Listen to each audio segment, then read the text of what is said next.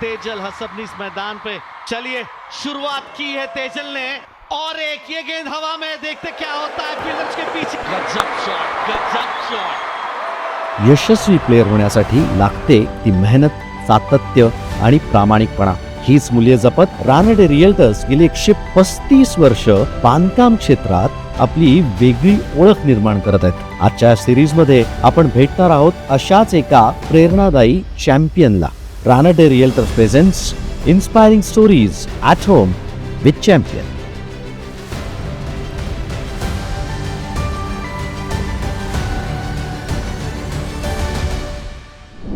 9वा floor, 9th floor सांगितले. आलो आहे आपण 9th फ्लोअरवरती. बघूया काय होतं आहे आता.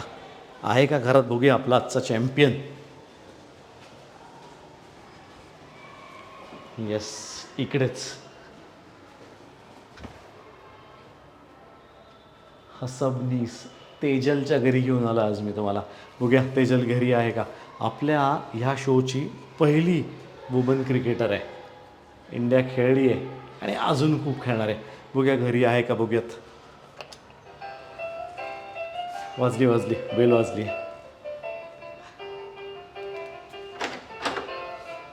वा, मॅडम घरी आहेत. हाय, हाव यू? हॅलो. कशी आहेस? मस्त. या Good. प्लीज या. गप्पा मारायच्यात आपल्याला. एक थोडासा वेळ द्या जरा. तिला कॅमेरा सेट करतो, छानपैकी माईक वगैरे लावतो. तिचा आवाज तसा मोठा आहे, विदाऊट येईल सुद्धा, पण आपण लावूया तिला सुद्धा mike. All set? All set. Great. चलो, वेलकम फ्रेंड्स. तुमची जर का स्वप्न मोठी असतील ना, स्वप्न मोठी प्रत्येकाची असतात, असायला पण पाहिजेत, पण ती स्वप्न मोठी असताना ती पूर्ण करण्याची जिद्द तुमच्यामध्ये पाहिजे. त्याच्याकरता ती मेहनत लागली, ती जर तुम्ही करणार असाल ना, तर त्यासारखं दुसरं सुख नाही. ते स्वप्न पूर्ण होणार म्हणजे होणारच. आणि त्याच्याच पद्धतीतलं, तशाच स्वरूपातलं आपण जर एक उदाहरण घ्यायचं म्हटलं तर ही आजची आपली चॅम्पियन आहे. हो, मी ही म्हणतोय, ही आजची आपली चॅम्पियन आहे. सांगतो तुम्हाला कारण त्याचं. महाराष्ट्र अंडर 19, महाराष्ट्र अंडर 19 नंतर वेस्ट झोन अंडर 19, त्याच्यानंतर महाराष्ट्र अंडर 23, त्यानंतर वेस्ट झोन अंडर 23, त्याच्यानंतर भारताकडनं खेळले India under 23 green, India under 23 red, त्याच्यानंतर इंडिया बी, इंडिया ए, इंडिया ODI. बोलता बोलता मलाच दम लागला आहे. थांबा, मला जरा श्वास घेऊ द्या. पण हिचा प्रवास अजून संपलेला नाही आहे. हिचा प्रवास अजूनही चालू आहे. मी परत म्हणतोय, हिचा प्रवास. यस, कारणही तेवढंच चांगलं आहे. ही व्यक्ती अशी आहे की तिने आपापल्या लाईफमध्ये वेळोवेळी जर्सीचा रंग बदलला आहे, पण ती जिंकण्याची जिद्द आहे ना, ती बदललेली नाही आहे. तर आज स्वागत करूया आपल्या या inspiring stories at home with champions pod by Ranade रिअल्टर्समध्ये तेजल हसबनीस. तेजल, खूप खूप स्वागत. Thank you so much. तुझा प्रवास मी सांगतोय, मीच थकलोय खरं सांगायला, कारण एवढ्या गोष्टी तू खेळून बसलेस आणि तू तर खेळली हे सगळं. म्हणजे अक्षरशः तसं पाहायला गेलं तर लाँग जम्प तुझ्या आयुष्यात नव्हती. म्हणजे 10 पायऱ्यात तर 10 चढूनच जायच्यात आणि तिथे तू ते प्रूव्ह करतच आलीस. तर स्वतःला नशीबवान समजशील की कम नशिबी समजशील?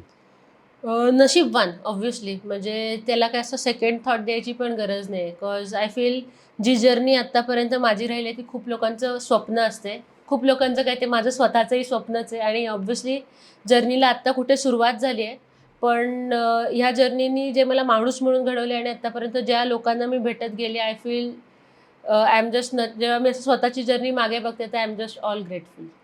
ग्रेटफुल. येस, असायलाच पाहिजे. नंतर तुझ्या आईबाबांशी पण आपल्याला बोलायचं आहे. त्यांच्याशी पण तू किती ग्रेटफुल आहेस मला ऑफ कॅमेरा सांगत होतीस, पण थोडं नंतर त्यांच्याशी गप्पा मारूया.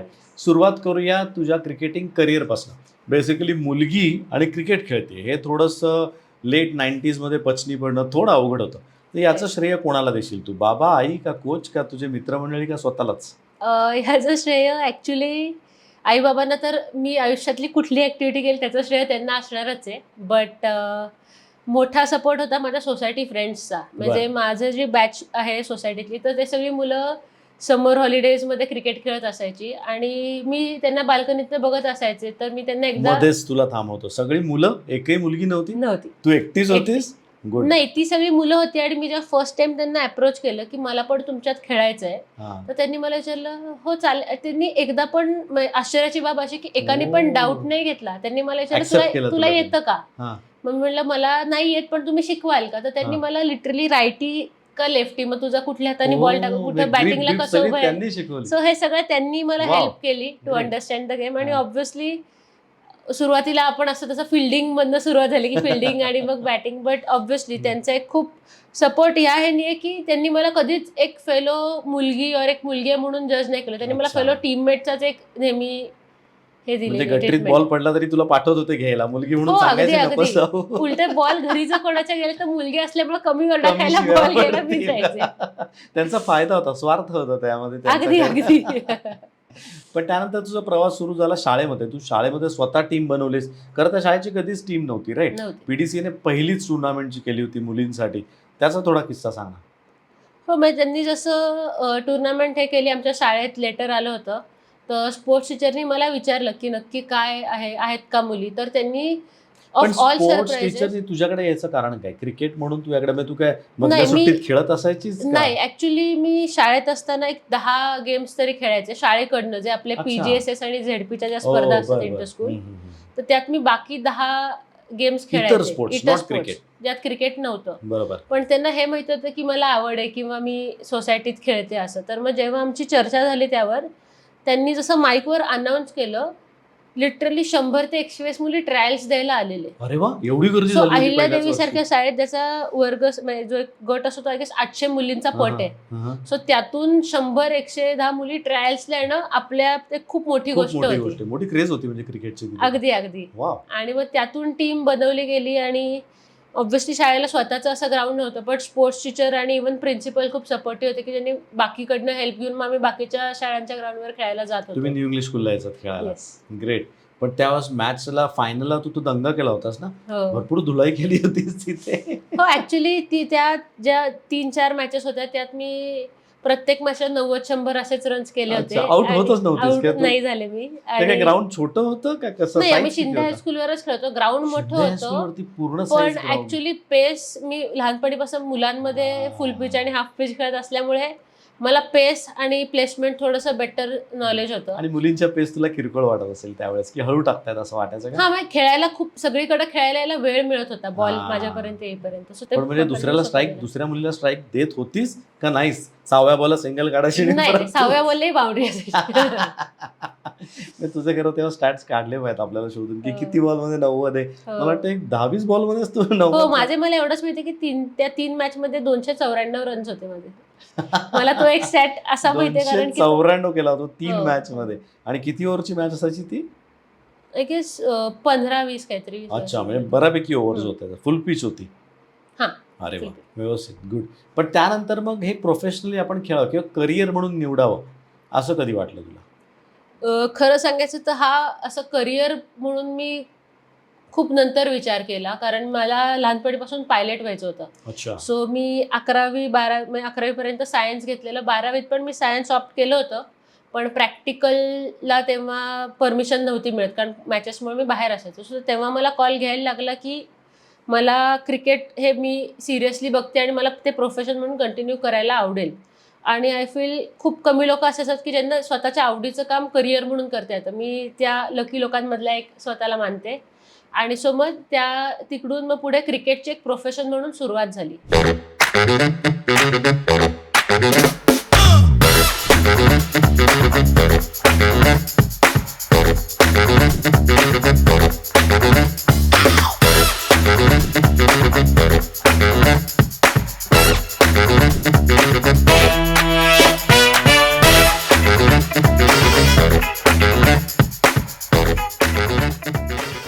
पण तू महाराष्ट्र अंडर 19 ती खेळलीस तर तू स्वतः 17 वर्षाची होतीस. हो.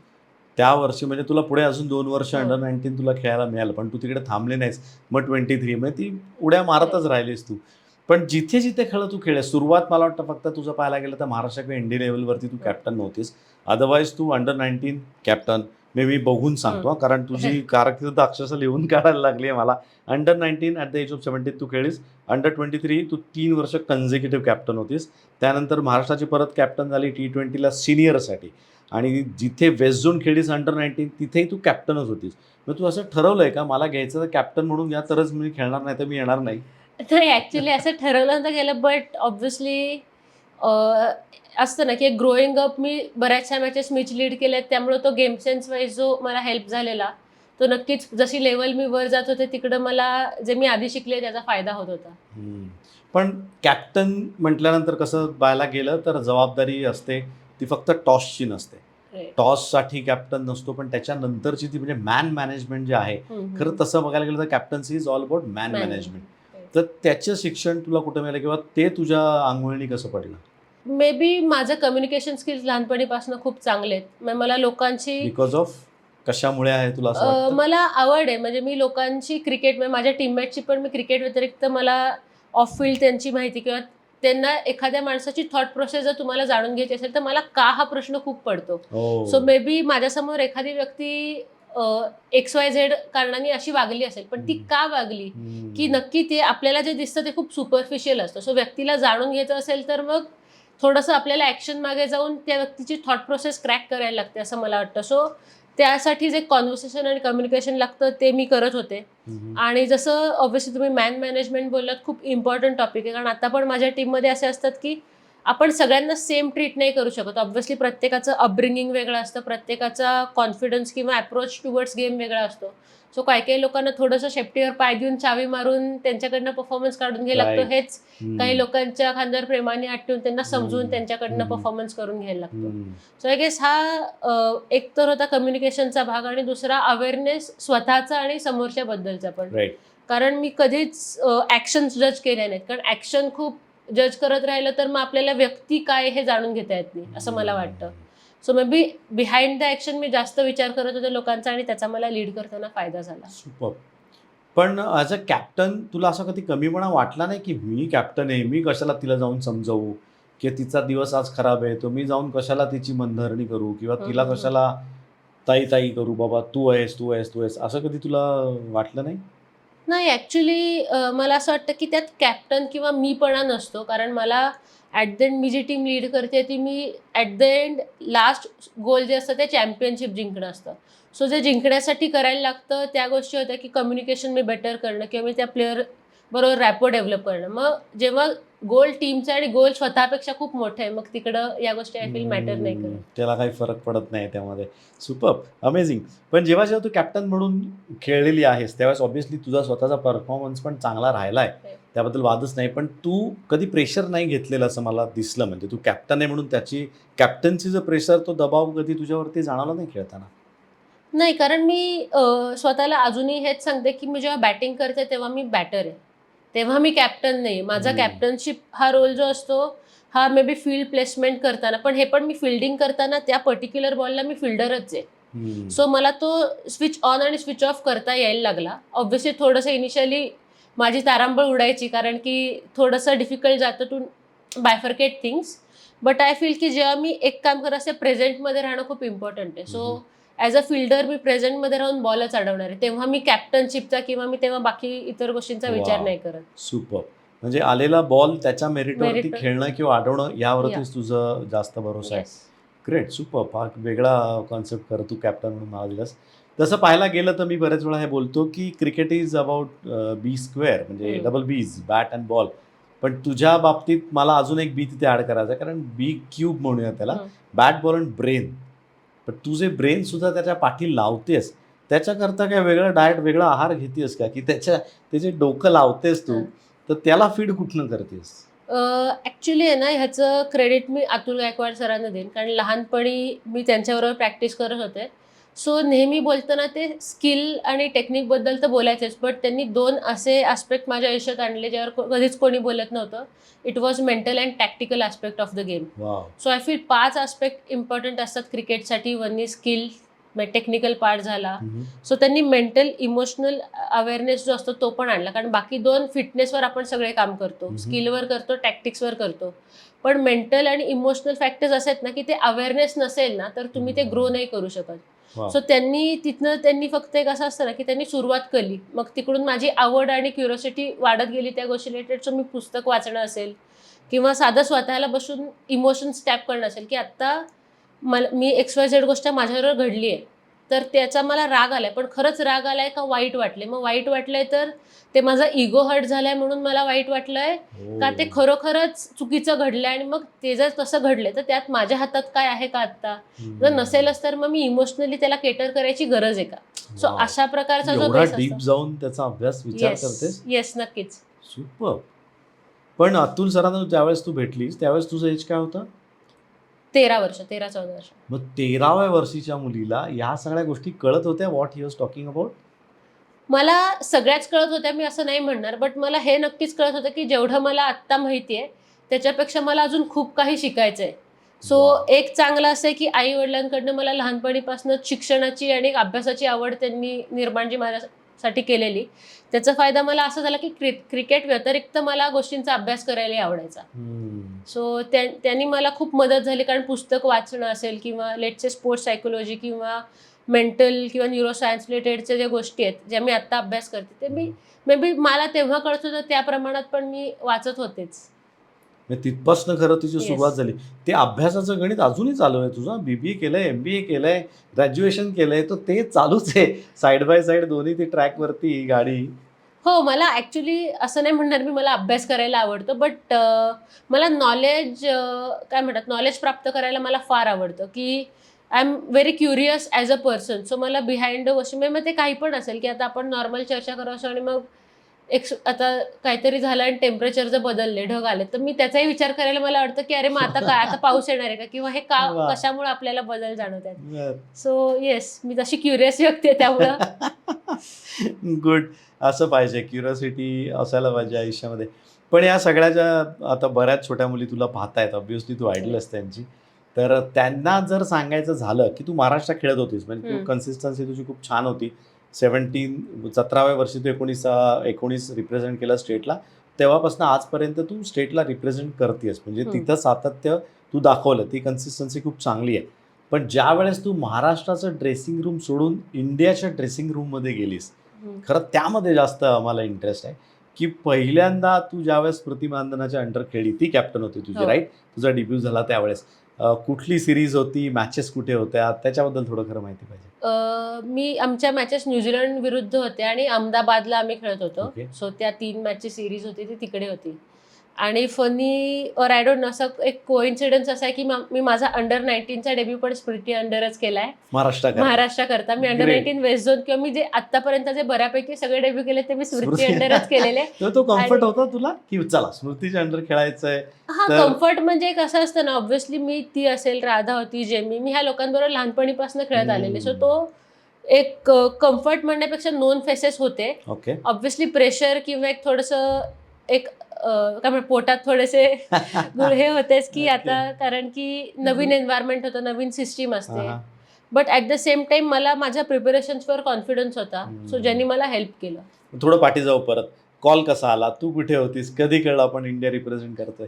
ऍक्च्युली त्याच्या आधी इंडिया एच्या मी 3 मॅचेस सिरीज खेळलेलो ऑस्ट्रेलिया विरुद्ध. इंडिया ग्रीन, इंडिया नाही अच्छा, इंडिया ए बरोबर तू ए खेळला. ओके. आणि ऑस्ट्रेलिया आम्ही ऑस्ट्रेलियाची ऑस्ट्रेलियात प्रॉपर जाऊन साईड. प्रॉपर सिरीज होती, तर त्यात Wow. मी 3 मॅच मध्ये 350 केलेले. सुपर. सो आणि तेही ऑस्ट्रेलियात जाऊन स्विमिंग विकेट्स वरती. सो त्यामुळे तिथं थोडासा मग मला तिथनं होप्स होते की मे बी येऊ शकतो कॉल, कारण डोमेस्टिक सीझन पण माझा चांगला होता. मी पण तिथे तो रन्स संपून केलेले. तुम्ही इंडियात परत आलात. इंडियात Right. परत आलो. मग तिथून आम्ही आम्ही महाराष्ट्राच्या टूरवर होते T20 टुर्नामेंटसाठी. अच्छा. सो मी तिकडून लगेच येऊन महाराष्ट्राला जॉईन ती मॅच केलं. कुठे चालू होती आणि महाराष्ट्राची? त्या मॅचेस आमच्या चालू होत्या कोलकात्यामध्ये. बर. सो तिकडं आम्ही असंच होतं, इडन गार्डन्सवर आमची प्रॅक्टिस संपली, आम्ही परत येत होतो. ओके. संध्याकाळची वेळ. संध्याकाळची वेळ. थोडं ड्रामटाईज करूया आपण, छान असेल.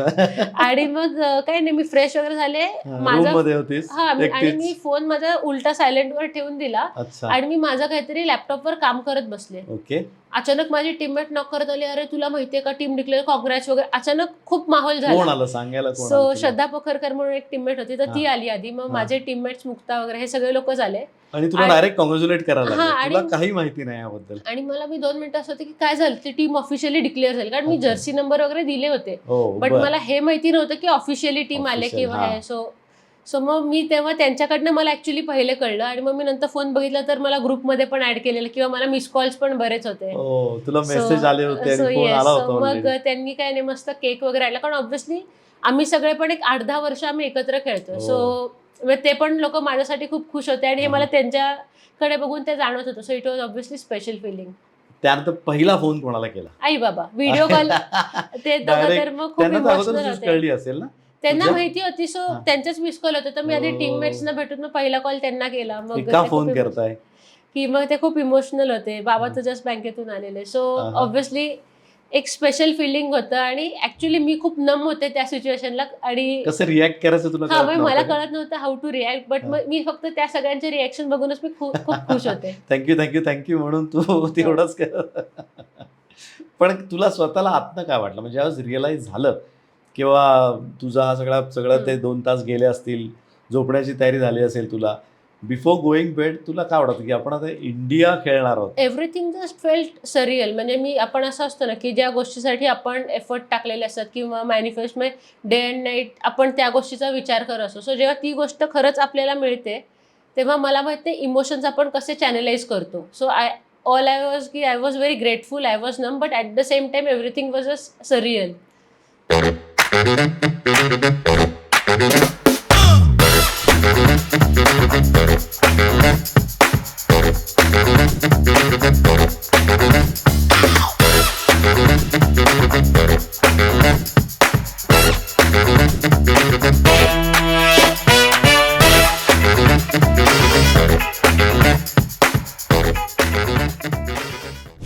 मग नेक्स्ट डे तुम्हाला जायचं कधी होतं जेव्हा टूर मग कधी सुरू मी होणार? नेक्स्ट दिवशी जी आमची मॅच होती ती कंप्लीट केली. T20 मॅच होती.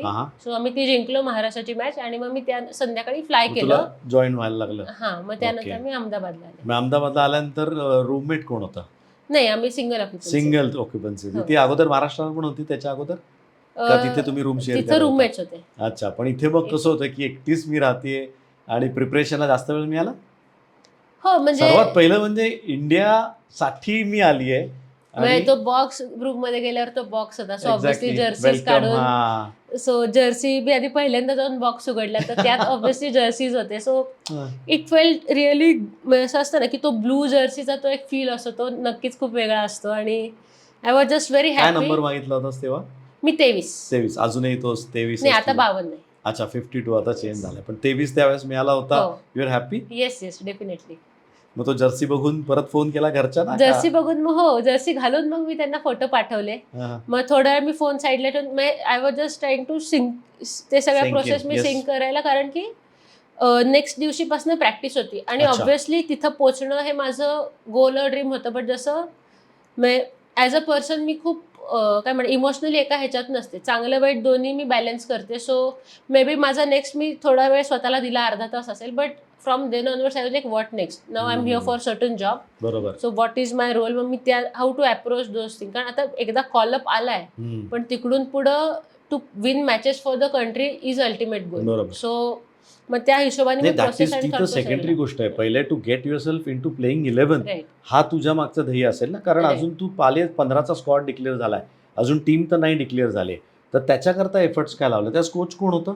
अमोल सरच अच्छा अमोल मुजुमदार स्वतः कोच होता. आय फील ह्या बाबतीत आहे ना मी 15 मी तसा विचार नाही करत. लाईक मी CDSचा अभ्यास करताना आहे ना मी एका कोटला म्हणजे असं मला एक कोट मिळालेलं. इट वॉज लाईक की आज जंग होगी. सो मिलिटरीवाले और आर्मीवाले सगळे प्रिपेअर करताना ते आज लढाई होईल अशीच तयारी करतात. सो त्याचा फायदा त्यांना कारगिलला अचानक झाला. नाही तर आता कारगिल नंतर ते अजूनही मे बी ते प्रिपेअर करतात. You never know. सो मला असं वाटतं की मी एका ऑपॉर्च्युनिटीसाठी प्रिपेअर करताना मी आजच्या दिवशी मी फुल प्रिपेअर्ड आहे का हे मी बघीन. सो माझा त्या बाबतीत अप्रोच 11 किंवा असा नसतो. मग माझा अप्रोच की उद्या मॅच आहे मी क्रुशल रोल खेळणार आहे. सो मी आतापर्यंत मी तसंच अप्रोच करते की मी त्याच वेळी माझे प्रिपरेशन असतात. तू नेटमध्ये तशीच प्रॅक्टिस करतेस की बाबा मी डेफिनेटली. आता सो जेव्हा मला चान्स मिळेल माझा I am full prepared for it. Wow super. हे खूप महत्त्वाची गोष्ट आहे. पण तो आत्ताच अमोलचं नाव घेतलं. अमोल आणि मी खूप आम्ही कॉमेंट्री पण एकत्र केलेली आहे. नेहमी तो हे कोट देतो सर कदाचित तुमच्याबरोबर तो बऱ्याच वेळा बोलला असेल की मोठ्या लढाया जर तुम्हाला मोठं युद्ध जिंकायचं आहे त्या छोट्या छोट्या लढाया तुम्हाला जिंकायला लागतात असं तो कायम स्वतःहून सांगत असतो. त्याची झलक मला कुठेतरी तुझ्या ह्याच्यामध्ये दिसतीये. तर पहिल्यांदाच तू ज्यावेळेस सिलेक्ट झाली तर अमोल सारखा कोच होता त्याचा फायदा तुला किती झाला? नक्कीच, म्हणजे त्यांनी आमचे खूप एक क्वालिटी टॉक झाले मी म्हणेन अबाउट बॅटमनशिप. कारण की हाऊ टू स्कोअर रन्स किंवा विकेटला किंवा कसं अप्रोच करू शकते मी किंवा as a batter pocket hittings असतील किंवा कसे एरियाज मी टार्गेट करू शकते, मी ॲडॅप्ट किती फास्ट करेन. मिडल ऑर्डरचा रोल असा असतो की तुम्ही कुठल्याही डिफरंट सिच्युएशन्समध्ये you get to play. So त्या ॲडॅप्ट करण्यासाठी ते जे स्किल लागतं किंवा ॲज अ बॅटर मी किती फास्ट ॲनालाइज करू शकते, ह्यावर आमची खूप क्वालिटी चर्चा झाली, ज्यांनी मला नक्कीच हेल्प झाली. पण ॲज अ बॅटर तो किती महान आहे हे सगळं आपल्याला माहिती आहे. जरी त्याकडे तो जर्सी नसला भारताचा, पण त्यांनी खूप मोठं काम करू. आता तर वर्ल्ड कप जिंकून आणलं, त्यामुळे ते आणखीनच वेगळी जबाबदारी त्यावरती आहे. पण त्यावेळेस जेव्हा तू आली त्यावेळेस त्याकरता पण नवीन होतं, म्हणजे त्यांनी जस्ट ती जबाबदारी सांभाळली होती. तर त्याच्यासाठी पण नवीन असताना म्हणजे एक अप्रोच असतो ना तुमचा, की बाबा कोच आहे म्हटल्यानंतर आपलं सर्वस्व तो म्हणेल तेच खरं किंवा तेच पूर्व दिशा अशा हिशोबाने. तसं तू त्याला सरेंडर केलं होतंस की सर तुम्ही जे सांगाल ते माझी 100% करायची तयारी आहे? डेफिनेटली. आणि बेस्ट पार्ट त्यांचा होता की ते खूप कम्युनिकेशनसाठी ते खूप ओपन होते अबाउट बॅटिंग किंवा त्यांच्या साईडनी जे इनपुट्स मला येत होते ते नक्कीच मला खूप हेल्प केले. आणि आय रिमेंबर की आम्ही नवीन आहे म्हणून असं असतं ना की आमच्यावरही त्यांनी तेवढंच काम केलं की तेवढेच कष्ट त्यांनी आमच्या पाठी पण घेतले. सो या वा, ही खूप एक मोठी गोष्ट आहे. त्यांनी तुला कम्फर्ट मिळालं असेल? डेफिनेटली.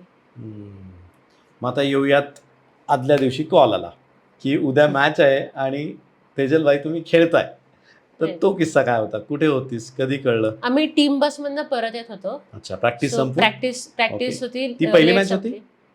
पहिली मॅच होती तू खेळली? फर्स्ट मॅचच होती ती ग्रुपची. तर मग तेव्हा टीमवर आमच्या प्लेइंग 11 आले. अच्छा, डायरेक्ट ती आणि तोवर मग समोरून सर येतच होते, सरांनी टाकलं. मग मारुफबाई म्हणून आमचे मॅनेजर आहेत, सो मग सगळे लोक येऊन विश करायला लागले. मग बसमध्येच कळल्यामुळे मग अच्छा, ऑब्व्हियसली ते एक डिफरंट फील होतं. मग कळालं काम झालं, इझी गेलं तुला मग त्यावेळेस? कारण पीपल आर अराउंड, यू टेंड टू रिॲक्ट थोडंसं निवांत. मी तोवर इतका पुढचा विचार केलाच नव्हता. मी ॲट टाइम्स मला असं वाटतं की ते असं ब्लेसिंग माझ्याकडे की मी प्रेझेंटमध्ये असते. So I was just figuring out की आता मी खेळणार आहे. तर मी आधी आईबाबांना फोन केला की मी खेळतेय. सो त्यानंतर मे बी पुढचा अर्धा तास आम्ही पोहोचेपर्यंत मी फ्लाईट तिकीट्स होत आहेत का हे बघण्यातच बिझी होते. सो मला हे प्रोसेस करायला मला वेळ. नेक्स्ट डे मॅच होती, राईट? नेक्स्ट डे मॅच होती. हो, तो किस्सा त्यांच्याकडनं ऐकूयात आपण. त्यांची धावपळ काय झाली होती. पण ग्रेट. मग आदल्या रात्री तुला कळलं होतं की जायचंय, मग तुझं आदल्या रात्रीचं प्रिपरेशन कसं असतं की उद्या मॅच आहे, मोठा दिवस आहे, छान झोप घेतेस का नर्व्स असतात? नर्व्स होते. मी असं नव्हतं की मी अगदीच शांत झोपले, कारण ऑब्व्हियसली एक एक्साइटमेंट, मे बी नर्व्सपेक्षा जास्त एक्साइटमेंटवाला फॅक्टर जास्त होता. कारण की I was eager to play in that blue jersey, I will say, आणि that to in front of home crowd, home conditions. आणि सो मी स्वतःला एकच सांगत होते, काही पण कर, प्रेझेंटमध्ये राहा. तू इतके दिवस ह्याचीच प्रॅक्टिस केली, तू अशा सिच्युएशनमधनं आधी पण गेली आहेस. सो जे may be situation, when I say situation, it's about batting किंवा फिल्डिंगवाले. सो मी आत्तापर्यंत करत आले तेच काम मला करायचं आहे, फक्त त्यासाठी प्रेझेंटमध्ये राहायचं. कारण तोवर मी एक तर त्या मॅचेस सगळ्या लाईव्ह टेलिवाइज होत्या in front of crowd. So external factors असे होते ना की जे मी आधी कधी त्याला एक्सपोजर मला मिळालं नव्हतं. सो माझ्यासाठी त्या पण नवीन गोष्टी होत्या. सो मी स्वतःला एकच सांगते की फक्त वॉच द बॉल आणि स्टे इन प्रेझेंट. पण तुला अगोदर नंबर सांगितला होता किती नंबरला बॅटिंग जाणार आहे असं? मिडल ऑर्डर माहिती होतं, बट तो सिच्युएशनल होता. आणि so I was prepared. But असं असतं ना की मिडल ऑर्डर असा तुम्हाला अंदाज नसतो की लगेच काय सिच्युएशनला बॅटिंग येणार. So you need to be just prepared for it. आणि काय झालं तर टॉस, आपण बॅटिंग आली आपली का बॉलिंग होती? आपले पहिले बॅटिंग होती. म्हणजे तुला डायरेक्ट बॅटिंग साठीच मैदानात. पहिले कसं फिल्डिंग करत असं थोडंसं इझी होतं ना, पण मग डायरेक्ट पॅड घालूनच मैदानात. हो, म्हणजे मी आठवतं, मला आठवतं मी 5 नंबर बॅटिंग केली तेव्हा. आणि मला आठवतं की मी हळूहळू स्वतःला इंट्रोड्यूस, मी वॉर्मअप नंतर मी वर आले. सो जसे आपले ओपनर्स बॅटिंग करत होते, मी ड्रेसिंग रूमच्या जस्ट बाहेर एक छोटा एरिया आहे, तिथून मी फक्त क्राऊड आणि बॅटिंग आणि इन जनरल अंदाज घेत होते. सो मग जसं एक विकेट गेली, मी पॅड्स वगैरे घेऊन मग थोडंसं बाहेर खाली जाऊन बसले. आणि मग जेव्हा नेक्स्ट माझी बॅटिंग, मी हळूहळू स्वतःला त्यात थोडंसं टाकलं कॉन्शियसली. कारण की त्यांनी मला हेल्प केलं की मी त्या वातावरणाशी थोडंसं, I am calming my nerves before going to bat. आणि जेव्हा मी बॅटिंगला गेले, ऑब्व्हियसली जे मी खेळत होते तिकडं, सो त्याचा मला खूप फायदा झाला की मैत्रीणच एक होती आणि चांगली आम्ही बॅटर आहे खूप जी तुला चांगलं घेऊन क्रिकेट खेळेल. एकत्र लहानपणीपासून खेळलेलो, सो Right. त्याची खूप मदत झाली मला. हा. आणि त्या मॅचचा स्कोर काय आहे? ती मॅच आम्ही काहीतरी आमचे 3 विकेट लवकर गेले होते हा. आणि मग मी तिथं जाऊन मी आणि जेमीने क्रुशियल एक पार्टनरशिप केली आणि मी काहीतरी असं मॅच विनिंग 44-45 रन्स काहीतरी केले होते. वा, म्हणजे It was तू नंतर जेमी बरोबर तुझी एक चांगली Right. छान पार्टनरशिप झाली होती.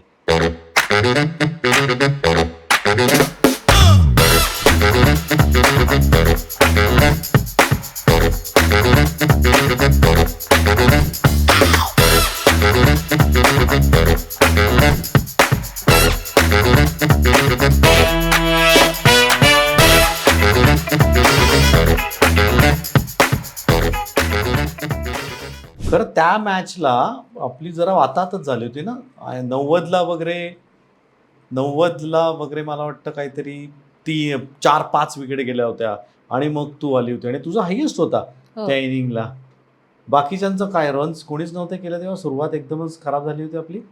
हा, म्हणजे आपण बॅटिंग फर्स्ट करत होतो आणि हा. मग त्याच्यानंतर थोड्याशा लवकर विकेट गेलेले. सो मी बॅटिंगला जेव्हा गेले तेव्हा आपण आय गेस 90वर 4 वगैरे होतो आणि वी बरं. वर setting target for them. So मग माझा प्लॅन तेवढाच होता की मी ह्या सिच्युएशनला महाराष्ट्राला पण मी आधी रन्स केलेले. सो मी खेळले स्वतःला होतेस. एकच सांगत होते की ह्या गोष्टी मला कशा करायच्या माहिती आहेत, आत्ता फक्त टाइम स्पेंड कर. कारण थोडंसं मी नर्व्स काम केले, थोडा टाइम घेतला माझा आणि मग त्यानंतर ऑब्व्हियसली जेमी होती दुसऱ्यांना, सो आम्ही रनिंग बिटवीनमध्ये थोडंसं बेटर ते कोऑर्डिनेशनमध्ये आम्ही धावत होतो. सो त्याचा एक फायदा झाला आणि नंतर मग वी गॉट बाउंड्रीज. सो एक चांगली पार्टनरशिप जी असते मॅच जिंकवण्यासाठी किंवा एक चांगलं टार्गेट सेट करण्यासाठी स्कोरबोर्डवर, किंवा त्याची हेल्प झाली.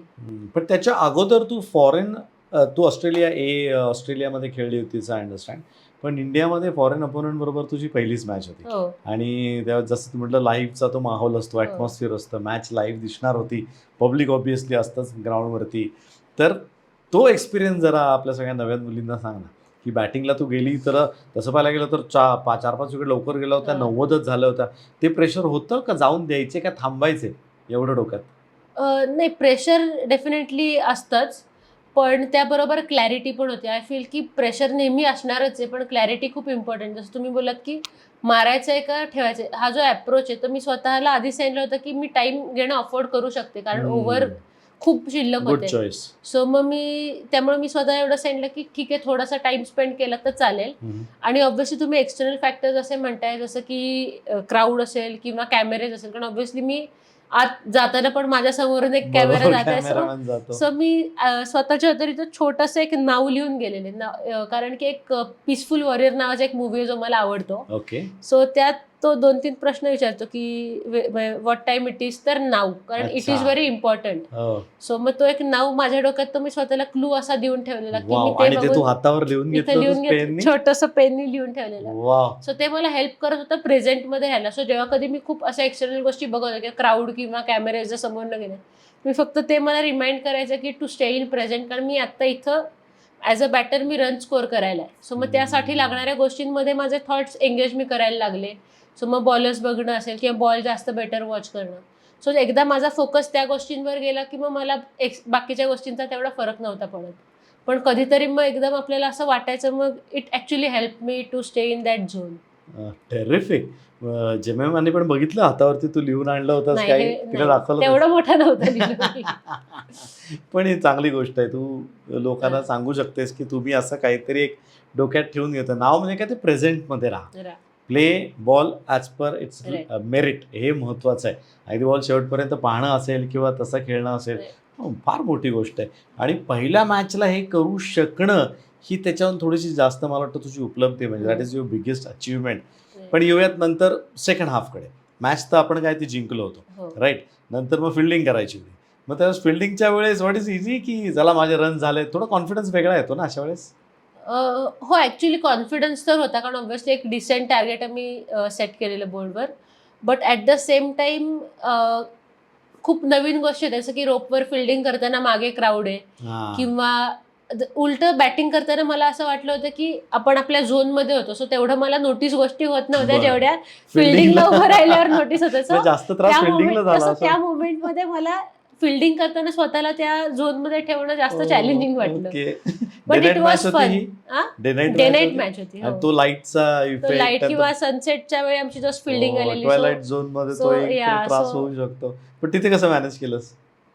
तेव्हाही नाव बघत नाही होतीस? तेव्हा ऍक्च्युली बेस्ट पार्ट असं होतं की फिल्डिंग मध्ये सगळे एकमेकांची कम्युनिकेट करत होते. सो तो जो माहोल आत बनला होता त्यांनी खूप हेल्प केलं. ओके. आणि मला असं कधीच कोणी भासून दिलंय की नाही ही पहिली मॅच नाव की त्यांनी मला जितक्या फास्ट ऍक्सेप्ट केलं ना तो माझ्यासाठी खूप एक भारी गोष्ट होती. त्यामुळं मला तो कॉन्फिडन्स पण मिळत गेला की त्यांनी फील्ड चेंजेस होताना पटकन किंवा जाता जाता आपण चेंज ओव्हर मध्ये एक पटकन क्लॅप दिली किंवा चांगलं करते वाले एक हे असतं. सो त्या छोट्या गोष्टी असतील पण ते ऑब्व्हियसली टीमचा माहोल किती भारी आहे हे दाखवतात. आणि मग ऑब्व्हियसली त्यांनी मला हेल्प केलं to have fun and enjoy the fielding session. Super. पण तू आणि स्मृती अगोदर महाराष्ट्राकडनं खेळला होता, तुझी ती कॅप्टन राहिली होती. मग तुझ्याशी बोलताना ती मराठीत बोलायची की हिंदीमध्ये तुला इन्स्ट्रक्शन असायच्या? नाही मराठी. मराठीमध्ये. कारण बाकीच्यांना कळलं नाही कळलं मोठा विषय होता. ग्रेट. पण येऊयात त्यानंतर ती तुझी टुर्नामेंट खूप छान गेली.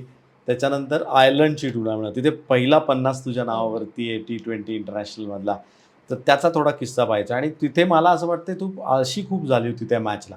9 बाउंड्रीज मारल्या. तू काय पळायचा कंटाळा आला होता तुला? नाही ऍक्च्युली तेव्हा मी चेस करत होतो आणि थोडंसं असंच 2 विकेट्स खूप क्विक स्पॅनमध्ये गेल्या मधल्या.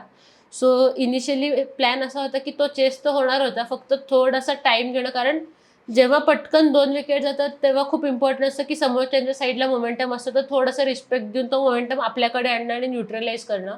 So I guess initially it was tactical way, कारण मला माहित होतं रन्स इव्हेंच्युअली आम्ही स्कोअर करूच, फक्त टाइम स्पेंड करणं खूप इम्पॉर्टंट. आणि साईड बाय साईड रन आणि बॉलचं इक्वेजन सुरूच होतं. सो आय फील लहानपणीपासून मला चेस करायला फार आवडतं. लाईक कॅल्क्युलेशनचा त्यात एक भाग असतो आणि त्यांनी ऍक्च्युली क्लॅरिटी खूप असते की तुम्हाला काय करायचं आहे त्या सिच्युएशनला. So I guess score card मी नेहमी म्हणतात तेच म्हणते की score card gives me my best game plan. So त्यामुळे तिथं मला कळत होतं की मी थोडा टाइम घेतला तर I can afford that. So ते नंतर बाउंड्री ते नंतर कॅपिटलाइज केले गेलेत. सुरुवातीला थोडंसं सिच्युएशन सिंगल डबल्स वरतीच तुझा खेळ चालू होता. पण कसं वाटतं ज्यावेळेस तुझ्या बॅटला मधोमध बॉल लागतो, मग तो पहिला बॉल असतो तुझा कॉन्फिडन्स तुला कुठनं येतो? पहिल्या बाउंड्रीपासून येतो का पहिले 2 बॉल फेस केल्यानंतरच तुला वाटतं की येस आज माझा दिवस आहे? कॉन्फिडन्स आय फील मला ॲक्च्युली माझं प्रिपरेशन आदल्या दिवशीपासून सुरू होतं. सो जसा बॉल मॅचच्या दिवशी सुरुवातीला नॉकिंग करतानाच आपल्याला माहिती असतं आज आपला फ्लो कसा आहे. जो वॉर्मअपमध्येच आपण जे नॉक्स घेतो, सो आय फील तिथनं तो कॉन्फिडन्स येतो.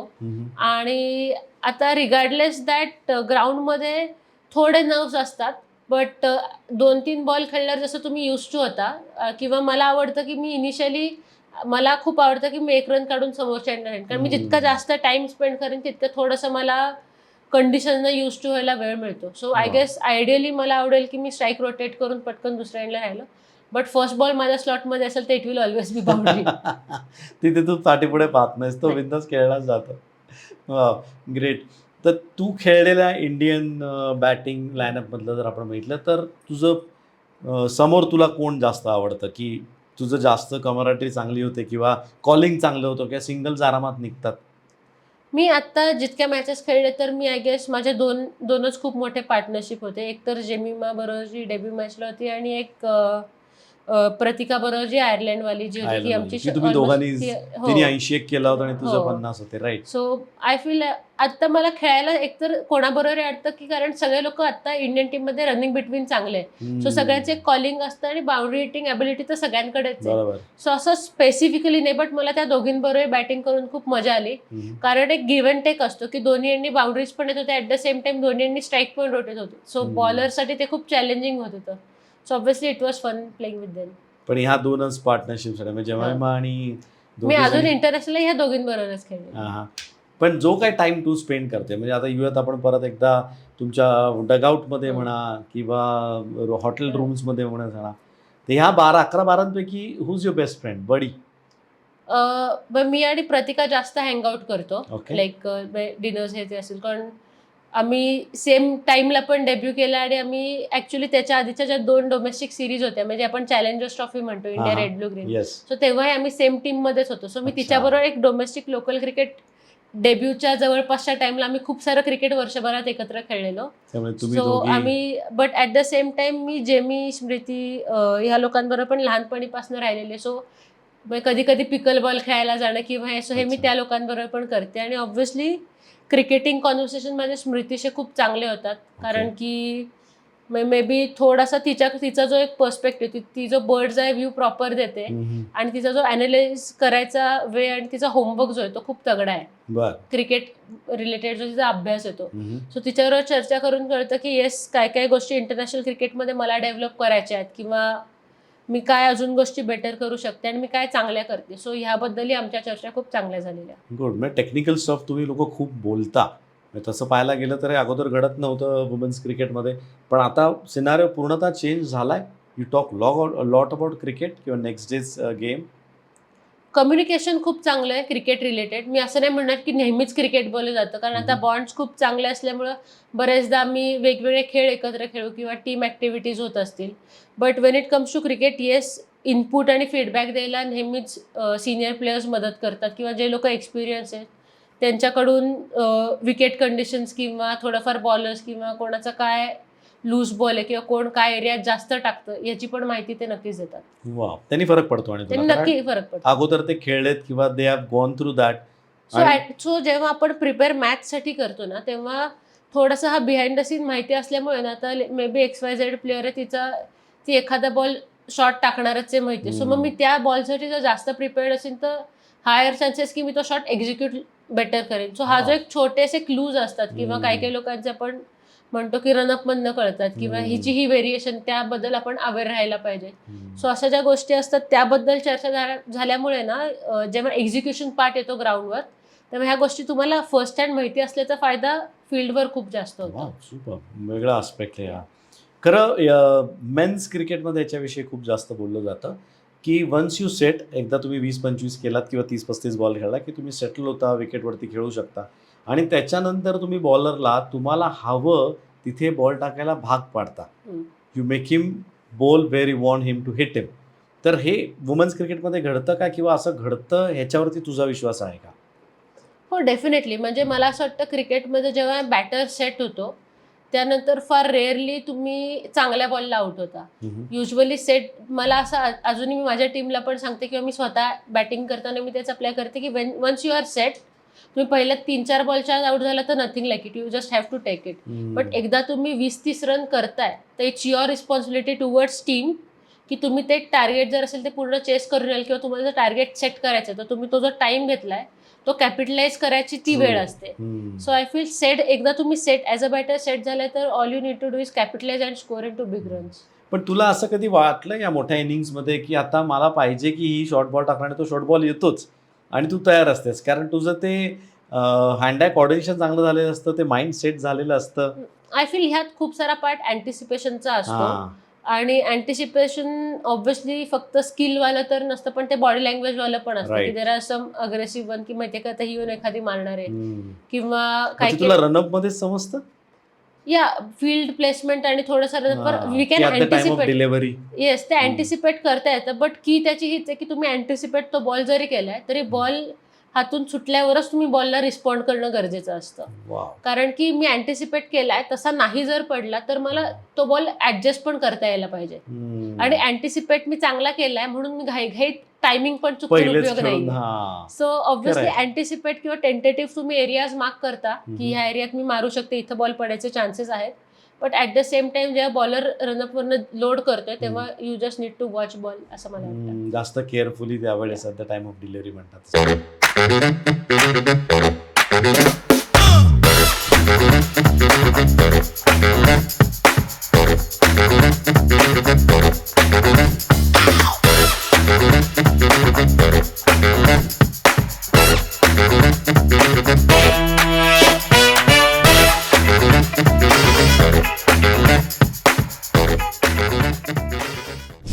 वा, सुपर. खरं तुझ्याशी बोलून म्हणजे तसं पाहायला गेलं तर तू आमची पहिली वुमन क्रिकेटर आहेस या शो मधली आणि मला तुलाच पहिल्यांदा बोलवायचं होतं म्हणून मी थांबलो होतो तुझ्या मॅचेस संपेपर्यंत. कारण मला एक थोडा वेगळा अभिमान आहे त्याबद्दल की आपली पुण्याची पोरगी इंडिया खेळून आलेली आहे आणि अजून पुढे जाऊन मेहनत करून आणखीन मॅचेस ती खेळणार आहे. पण येऊयात आता आपण WMPL कडे, वुमन्स महाराष्ट्र प्रीमियर लीग. एक चांगलं तुम्हाला त्यांनी प्लॅटफॉर्म दिला होता. त्या टुर्नामेंटकडे आपण येऊया. तिथे पण तू सातत्याने रन्स करते, कुठते रन्स, म्हणजे जेव्हा आम्ही पण कॉमेंट्री करत असतो समोर, त्यावेळेस तू आलीस की असं मलाही लोक विचारायचे जे महाराष्ट्रीयन नाही आहेत किंवा ज्यांना महाराष्ट्राचं cricket they don't follow much पण they are doing their job pretty well, की ही काय करते बा, ही काय करते म्हणजे ही मारते, ही रन्स करते. मी त्यांना एवढंच सांगायचो. तो कॉन्फिडन्स आम्हाला होता. त्यावेळेस मग तुला त्या MPL मध्ये जाताना, WMPL मध्ये जाताना काय ते वेगळं बॅगेज होतं तुझ्याबरोबर, की बाबा आता मी एवढं मोठं स्टेज खेळून आली आहे, इथे मला करणं भाग आहे, असं काही बॅगेज होतं? ॲक्च्युली मी ह्या टुर्नामेंटला खूप फ्रेश माइंडसेटनी आलेले आणि फर्स्ट ऑफ ऑल तुम्ही टुर्नामेंटचं नाव घेतलं तर मी ऑब्व्हियसली प्लॅटफॉर्म आहे तर मी महाराष्ट्र क्रिकेटचे आभार मानेन. कारण मी आत्ता जसं बोलले की एक्सटर्नल फॅक्टर्स जे मी फेस केले डेब्यू करताना, हे आत्ताचपासूनच मुलींना अंडर द लाईट्स खेळणं असेल, टेलिवाईज मॅचेस खेळणं असेल, क्राऊडसमोर खेळणं किंवा same pre match post match प्रेझेंटेशनमध्ये बोलणं. Exactly. सो क्रिकेट खेळण्या ऑब्व्हियसली त्याचे रिझल्ट आपल्याला आणि ह्यावर्षी महाराष्ट्राने दिसलेच. म्हणजे सगळीकडे जिंकून आपण आले. 5 चॅम्पियनशिप मिळवल्यात. सो आय गेस छोटी गोष्ट आहे पण खूप ॲक्नॉलेज करणं इम्पॉर्टंट आहे. आणि कमिंग टू माय परफॉर्मन्स, मी बॅगेज किंवा लोड नव्हता. मी फक्त 2 सिच्युएशनची प्रॅक्टिस करून आले होते येताना आणि माझा माइंडसेट खूप क्लिअर होता की माझ्या स्लॉटमध्ये असेल तर I will treat that ball, बाउंड्रीवर सिक्सर जे काय असेल ते. But at the same time मला हे पण होतं की T20 असा काय म्हणते मोमेंटमचा गेम असतो. सो जेव्हा टीम मोमेंटम आमच्याकडे तेव्हा तो कॅपिटलाइज करायचा आणि जेव्हा आमच्याकडे नाही आहे तेव्हा ॲज अ कॅप्टन आणि ॲज अ बॅटर दोन्ही वेळेस मला थोडा गेम स्लो डाऊन करता यायला पाहिजे आणि मग कॅपिटलाइज करता यायला पाहिजे. So I guess obviously runs करणं हे तर गोल किंवा चॅम्पियनशिप जिंकणं हे तर गोल होतंच. But at the same time ह्या टुर्नामेंटनी मला स्वतःबद्दल पण खूप गोष्टी शिकवल्या. म्हणजे जसं की आत्ता आमची टीम खूप यंग होती. सो जेव्हा मी त्यांना कधी मी त्यांच्याशी कम्युनिकेट करताना मला स्वतःचीच उत्तरं मिळायची. सो असं असतं ना की मग मी शॉर्ट्स पण मारते, मग 1-2 मुली म्हणले की अरे मार ना तुझ्या स्लॉटमध्ये. सो मग देन आय रिअलाइज की ह्या मुली छोटे पण मी त्यांना हे सांगते की तुम्ही स्लॉटमधला मारा, then why am not approaching the same way. So that was something ज्याने मला ट्रिगर केलं आणि त्यानंतर it help me in my batting as well. की मे बी छोट्या गोष्टी असतात किंवा द वे ते काय म्हणतात की त्यांचा जो अप्रोच मी ते they come with a less baggage. So obviously त्यांचा अप्रोच टुवर्ड्स क्रिकेट खूप रिफ्रेशिंग होता की आणि फ्रेश पण आहे. जसं रिफ्रेशिंग तू म्हणालीस, तुझ्या करता for you it was refreshing, पण त्यांच्या करता दिस इज क्रिकेट, हेच आहे. या सो त्यांना आणि फुल माहोल टीम मला खूप मस्त होता. ऑब्व्हियसली माझ्या रूमचा दरवाजा उघडा असायचा, ते गप्पा टाकायला त्यांना काही डाऊट असतील किंवा एक तो रॅपो पण आम्ही बनवलं होतं की ते येऊन क्रिकेटविषयी बोलून कधी त्यांना काय वाटलं तर ते सांगायचे. बट त्यांच्याशी बोलताना मला हे पण कळलं की क्रिकेट खूप सोपं आहे, ते मी माझ्या डोक्यात कॉम्प्लिकेट करून घेतेय given the all these years. So त्यांच्याकडनं बोलताना मला माझीच उत्तरं सुटली आणि then actually it help me perform better असं मला वाटतं. पण परत मला तुला फ्रँचायझीकडे आणायचं. सोलापूर स्मॅशर्स तुझी फ्रँचायझी होती, तर तू आतापर्यंत जो क्रिकेट खेळली होतीस ते एका स्टेटसाठी खेळलं होती, त्यामुळे तिथे खूप गर्दी असायची किंवा तिकडनं तुम्हाला स्वतःची पात्रता सिद्ध करायला लागायची. पण इथे फ्रँचायझीसाठी खेळते, ओनरसाठी खेळते, तो एक्सपिरियन्स तुझा कसा होता? मी MPL आत्ता सोलापूर स्मॅशर्स टीमकडनं खेळले आणि आमचे ओनर होते मनीष जैन. तर ते लोक खूप मस्त आणि सपोर्टिव्ह होते. म्हणजे त्यांनी ज्या दिवशी आमची ऑक्शनमधनं टीम आली आणि जसे आमचे प्रॅक्टिस सेशन संपून ते फर्स्ट दिवशी आम्हाला ग्राउंडवर भेटले आणि मग त्यांनी आम्हाला फक्त सगळ्यांना बेस्ट विशेस दिले आणि नंतर त्याच्यावर स्टँडमध्ये जाऊन बसले असे. त्यांचा त्यानंतर क्रिकेटिंग ॲस्पेक्टमध्ये कधीच इंटरफिरन्स झाला नाही, which is very huge thing. म्हणजे त्यांच्या साईडनी पण सपोर्ट आम्हाला सगळ्याच बाबतीत होता. म्हणजे ते फक्त माझ्याशी आणि आमचे कोच होते इंद्रजित सर, आमच्या दोघांशी ते कम्युनिकेट करत असायचे.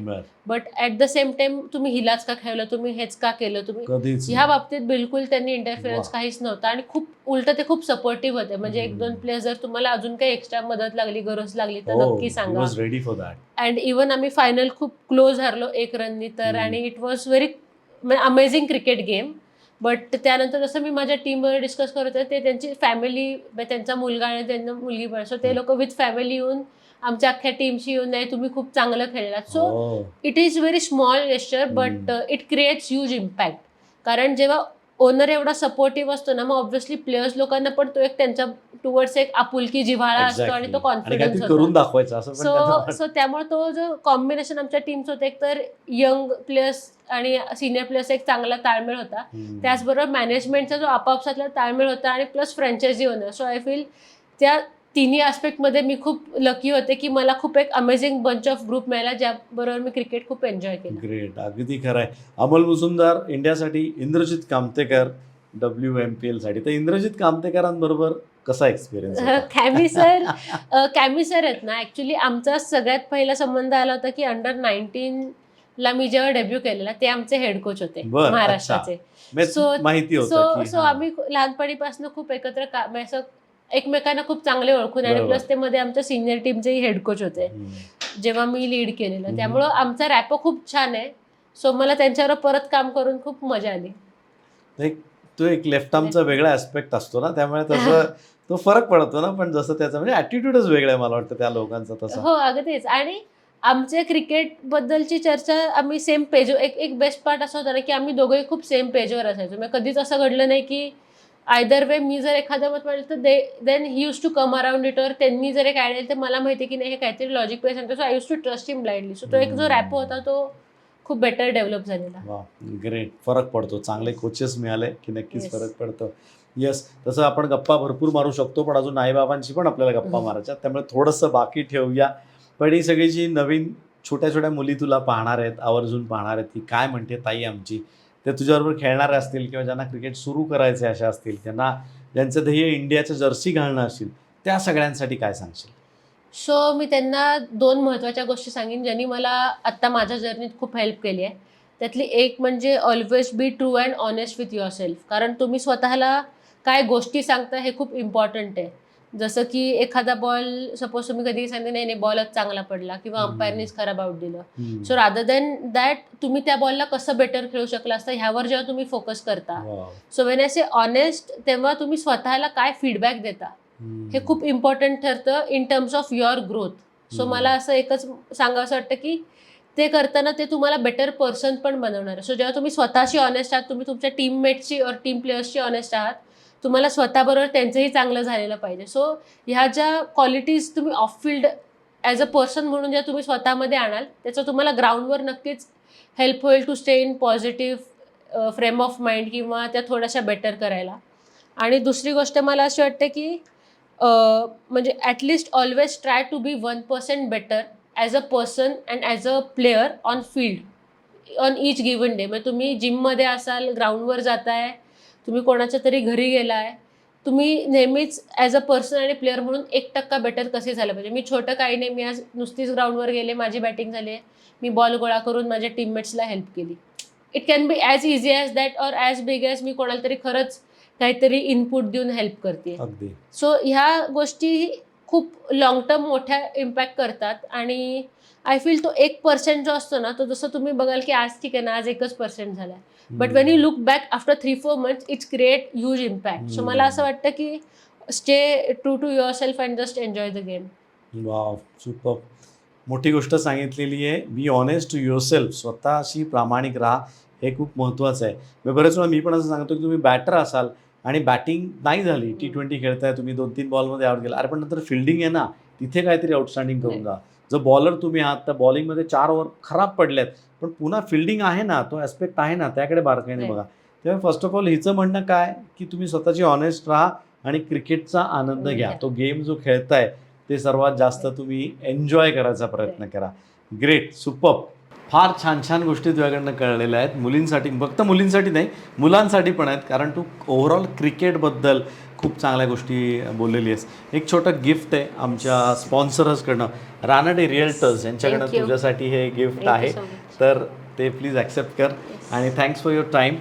आता कुठे जाऊ नकोस, तुला मी असं एवढं लवकर सोडणार नाही आहे. आपण भेटूया आपल्या पुढच्या सेगमेंटमध्ये, home stories build by Ranade realtors. भेटूया थोड्याच वेळात.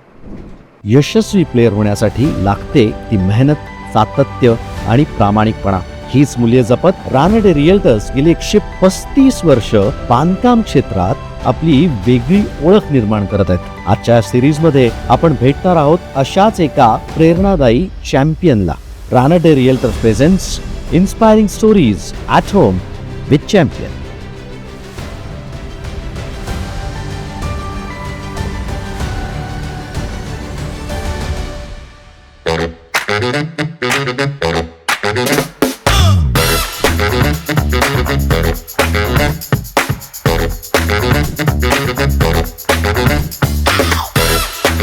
वेलकम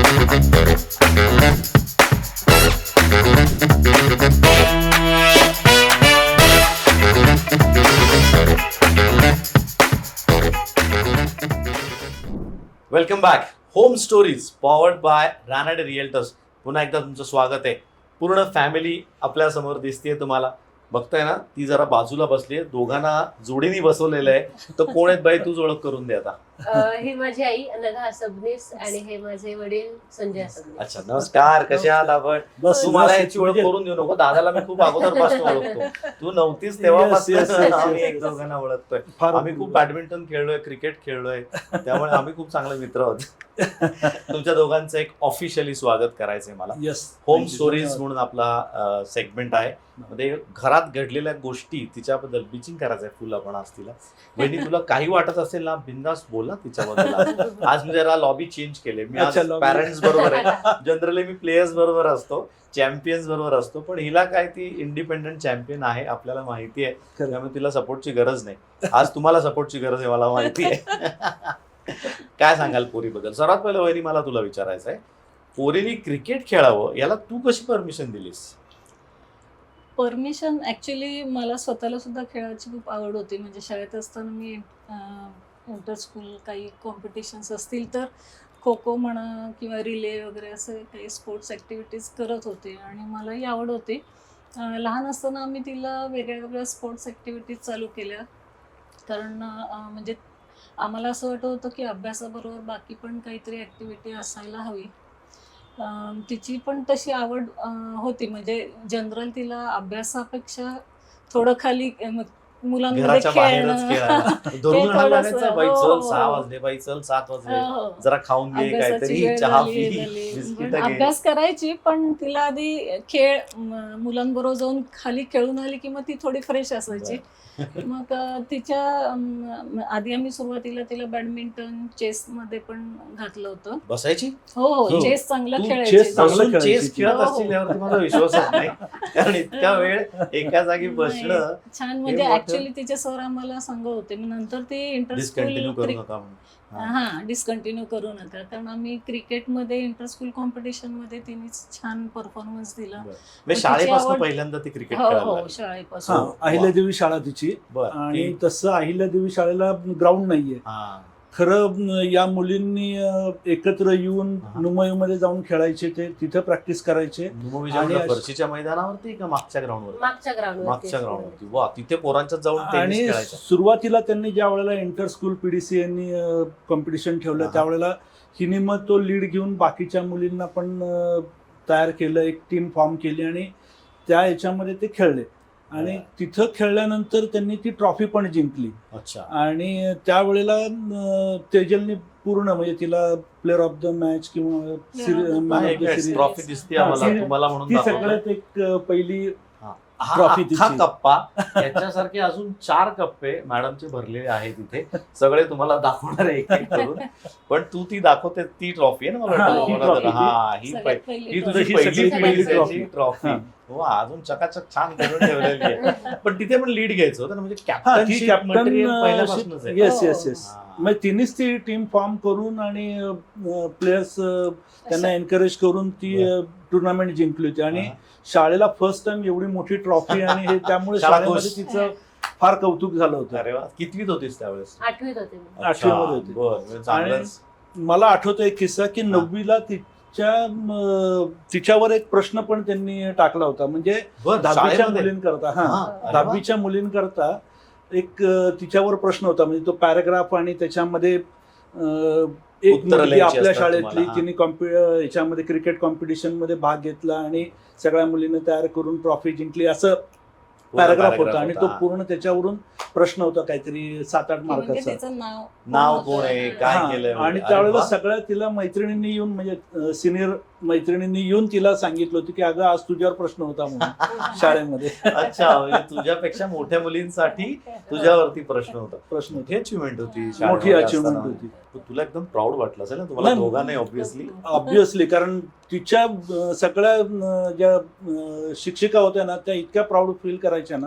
म्हणजे आम्ही कधी भेटायला गेलो की सांगायचं की यांचा वर्ग, म्हणजे ही हिची मैत्रीण, प्रत्येक याच्यामध्ये त्यांनी काही ना काहीतरी म्हणजे मग ते नाट्यकला असेल, वाचन स्पर्धा असेल किंवा क्रिकेट आता हिने हे केलं मग होतं. नाटकात वगैरे पण काम करायची शाळेत नाही असताना? ही नव्हती करत. अच्छा. तिला हिच्या मैत्रिणी हो. तो जो वर्ग होता त्यांचा तो सगळा असा Active अभ्यासामध्ये होता. पण आणि अदर ऍक्टिव्हिटीज मध्ये पण. रिंग टेनिस खेळायची तेजल. बर, रिंग टेनिस म्हणजे काय तुला थोडं सांगायला लागेल आपल्या कारण नवीन जनरेशनला गेमच माहिती नसेल.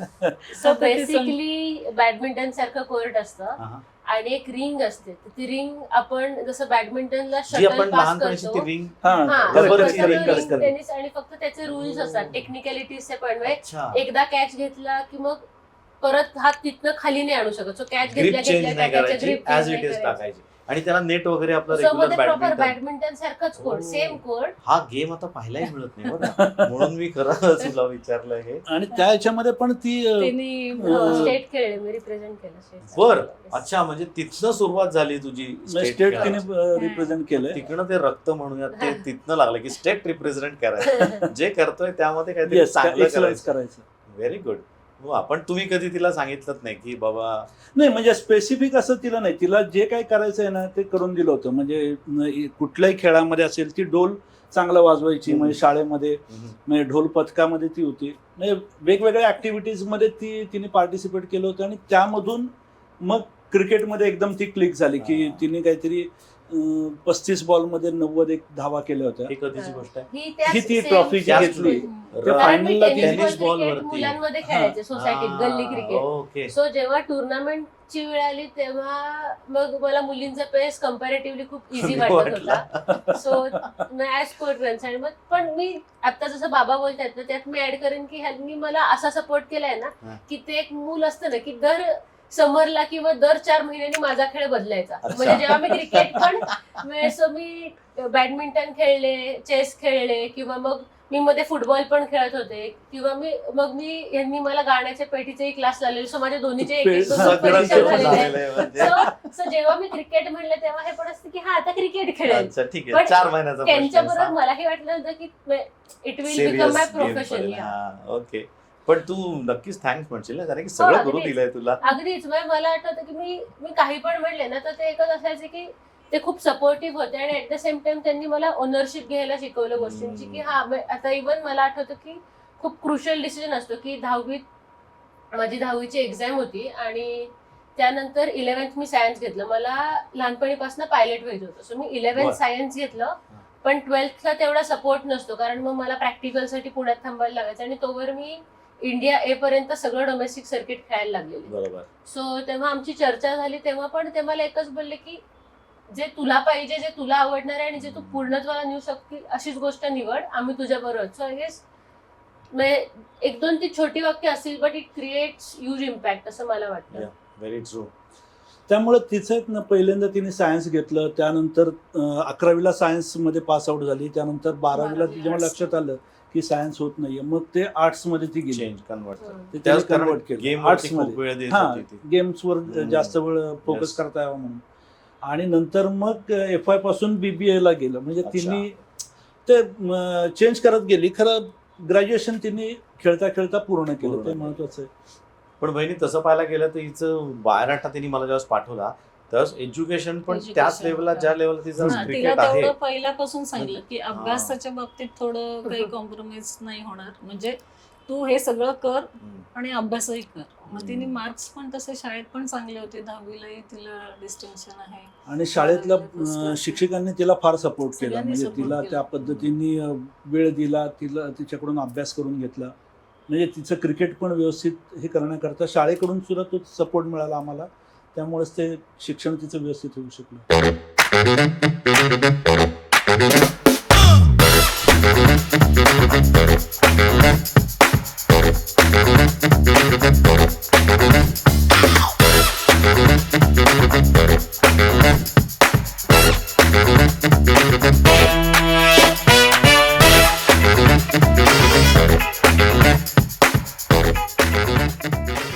तुझ्याकडे येतो मी. तुला विचारायचं मला असं की ज्या वेळेस बाबा आता म्हटलं तर ठीक आहे चल खेळायचं ते खेळ, काय हरकत नाही, पण आई म्हटले की अभ्यास पण कर बरं का, तो एक प्रकार असतो. तर मग ती सकाळी तू गेम खेळायला जात होतीस शाळामध्ये सगळं, तर टाइम सकाळी 5ला ती उठवायची तुला की उठ बाई थोडा तरी अभ्यास करून जा, कारण आता सगळ्यात हीच बेस्ट वेळ आहे. मेमरी माझी आहे प्रत्येक संडे हा. आमच्या दोघींची एक जुगलबंदी चाललेली असायची, कारण 10वी असू दे किंवा 9वी असू दे, जेव्हा अभ्यास खूप क्रुशल असतो आणि रविवारी असं असायचं की आमच्या सोसायटीतली आम्ही ऑलमोस्ट एक 15-20 जण मिळून असं 9:30 ते 1:30-2 पर्यंत आम्ही सलग एक 5-6 क्रिकेट सिरीज टाईप आम्ही 5-6 मॅचेस खेळायचो. बरं. आणि त्यानंतर असायचं की मग ही माझा अभ्यास त्याच्यानंतर घ्यायची. दीड सो नंतर ती मला 12:30-1 वाजल्यापासून वरनं आवाज दे किंवा खाली, मग 1 वाजता शेवटी ती यायची की आता आता चल. बास. मग जेवण करून झाल्यावर मला आलेली असायची झोप. पण मग ही मला 8 असताना की बसवून मग ती उजळणी घेणं किंवा नाही का अच्छा. प्रश्न तोंडावर पाणी मार, सारखं विचारणं. पाणी मारून जागी So- ठेवायची. ती अशी एक कोर मेमरी असते ना की हा. म्हणजे की, आणि ऑब्व्हियसली ती पण तेव्हा जॉब करायची. सो संडे हा असा एक दिवस एकच दिवस असायचा मिळायचा की तिला पण, बरोबर. तिला माझी रिव्हिजन किंवा तिला कळायचं की मी खरंच कितपत अभ्यास केलाय. सो फुल तो मग दुपारी 2 ते संध्याकाळी 6 पर्यंत आमचे एक वेगळ्या ही हाणामारी levelची चालू जुगारबाजी असायची. चालू असायची. मग त्यावेळेस तू काय करायचं नाही, पडायचं आम्ही विषय वाटून घेतले होते. अच्छा बरं. तुझ्याकडचं काय मॅथ्स? हा, Maths मॅथ्स Wow, माझ्याकडे very good. होतं किंवा इंग्लिश माझ्याकडे होतं आणि अच्छा. बाकीचे जे सगळे- काय सब्जेक्ट आहेत जे पाठांतरवाले सगळे ते सगळे लँग्वेजेस सगळे Languages. तुझ्याकडे होते. त्यामुळे बरं होतं, तुला जरा प्रेशर, दोघांनाही नाही, प्रेशर हा. कमी कमी होतं. होतं. पण तुला कोणावर अभ्यास करताना मजा यायची? आता समोरच विचारतोय मी हा प्रश्न. मला उत्तर द्यायला अभ्यास लागेल. करायला दोघांबरोबर मजा यायची, फक्त मला बाबांबरोबर गणित करायला कधीच आवडलं नाही. कारण ते स्वतः खूप प्रो असल्यामुळे त्यात, आणि मग त्यांना असं एवढं सोपं आहे तर हे मग त्यात आमचे थोडेसे मी असे असायचे की पण मला नीट नाही समजत आहे. पण आणि त्यांच्यासाठी ती गोष्ट खूप सोपी, कारण ऑब्व्हियसली ते माझ्या वेळेच्या असताना त्यांनी गणितात ट्रॉफ्या मिळवलेल्या. सो तर मग पहिल्यापासून त्याचा हिशोब आणि गणित सगळं व्यवस्थित होतं. त्यामुळे कधी कधी असं नेहमीच नाही होतं, पण कधी कधी मग मला असं होतं की शिट, आता मग मी जर आधी अभ्यास केला असेल तर मी गणित करायला मला आवडायचं, पण खरंच मी जर पाट्या टाकल्या असतील तर मग मी थोडं वाचायला पण बघायचं. म्हणजे तुला माहिती असत ना की बाबा कधी घेणार आहे, त्यामुळे तू अगोदर 2 तास जरा थोडा तरी काहीतरी प्रॅक्टिस करत असायची. ग्रेट. चलो, किस्से भरपूर असणार आहे तुमच्याकडे मला माहिती आहे, पण येऊयात आता आपण प्रश्नांकडे. काही छोटे छोटे प्रश्न आहेत, थोडे शोधून मी काढलेले आहेत, त्याची उत्तरं मला तुमच्याकडनं खरं हवं आहे. घरामध्ये कशावरती जास्त भांडण होतं? रिमोटवरनं जास्त भांडण होतं का क्रिकेटच्या स्ट्रॅटेजीवरनं जास्त भांडण होतं? नाही, हिने एक केलं की आम्हाला क्रिकेटबद्दल आम्ही जास्त तिच्याशी बोलत नव्हतो, असं, कारण तुम्ही पडतच नाही. कारण शेवटी कसं तिला गाईड करणारे कोच असतील किंवा तिचे बाकीचे हे असतील, प्लेयर्स असतील, त्यांच्याबरोबर ती डिस्कस करायची. घरी मी आल्यावर कधीतरीच आम्ही तिला सजेशन द्यायचो. खरं फार अति जर व्हायला लागलं की ती लगेच सांगायची, बाबा आता बाद झालं. जरा उपदेश कमी करा. हा. नाही, पण आता ठीक आहे, आता अंडरस्टँड, कारण ती हा. मॅच्युअर झाली, कॅप्टनशिप ती करते, तिला माहिती आहे तिचं क्रिकेट. पण लहान असताना, लहान इन द सेन्स अंडर 14-16 ज्या वेळेस होती, त्यावेळेस आल्यानंतर मग तुमच्या दोघांकडनं काही?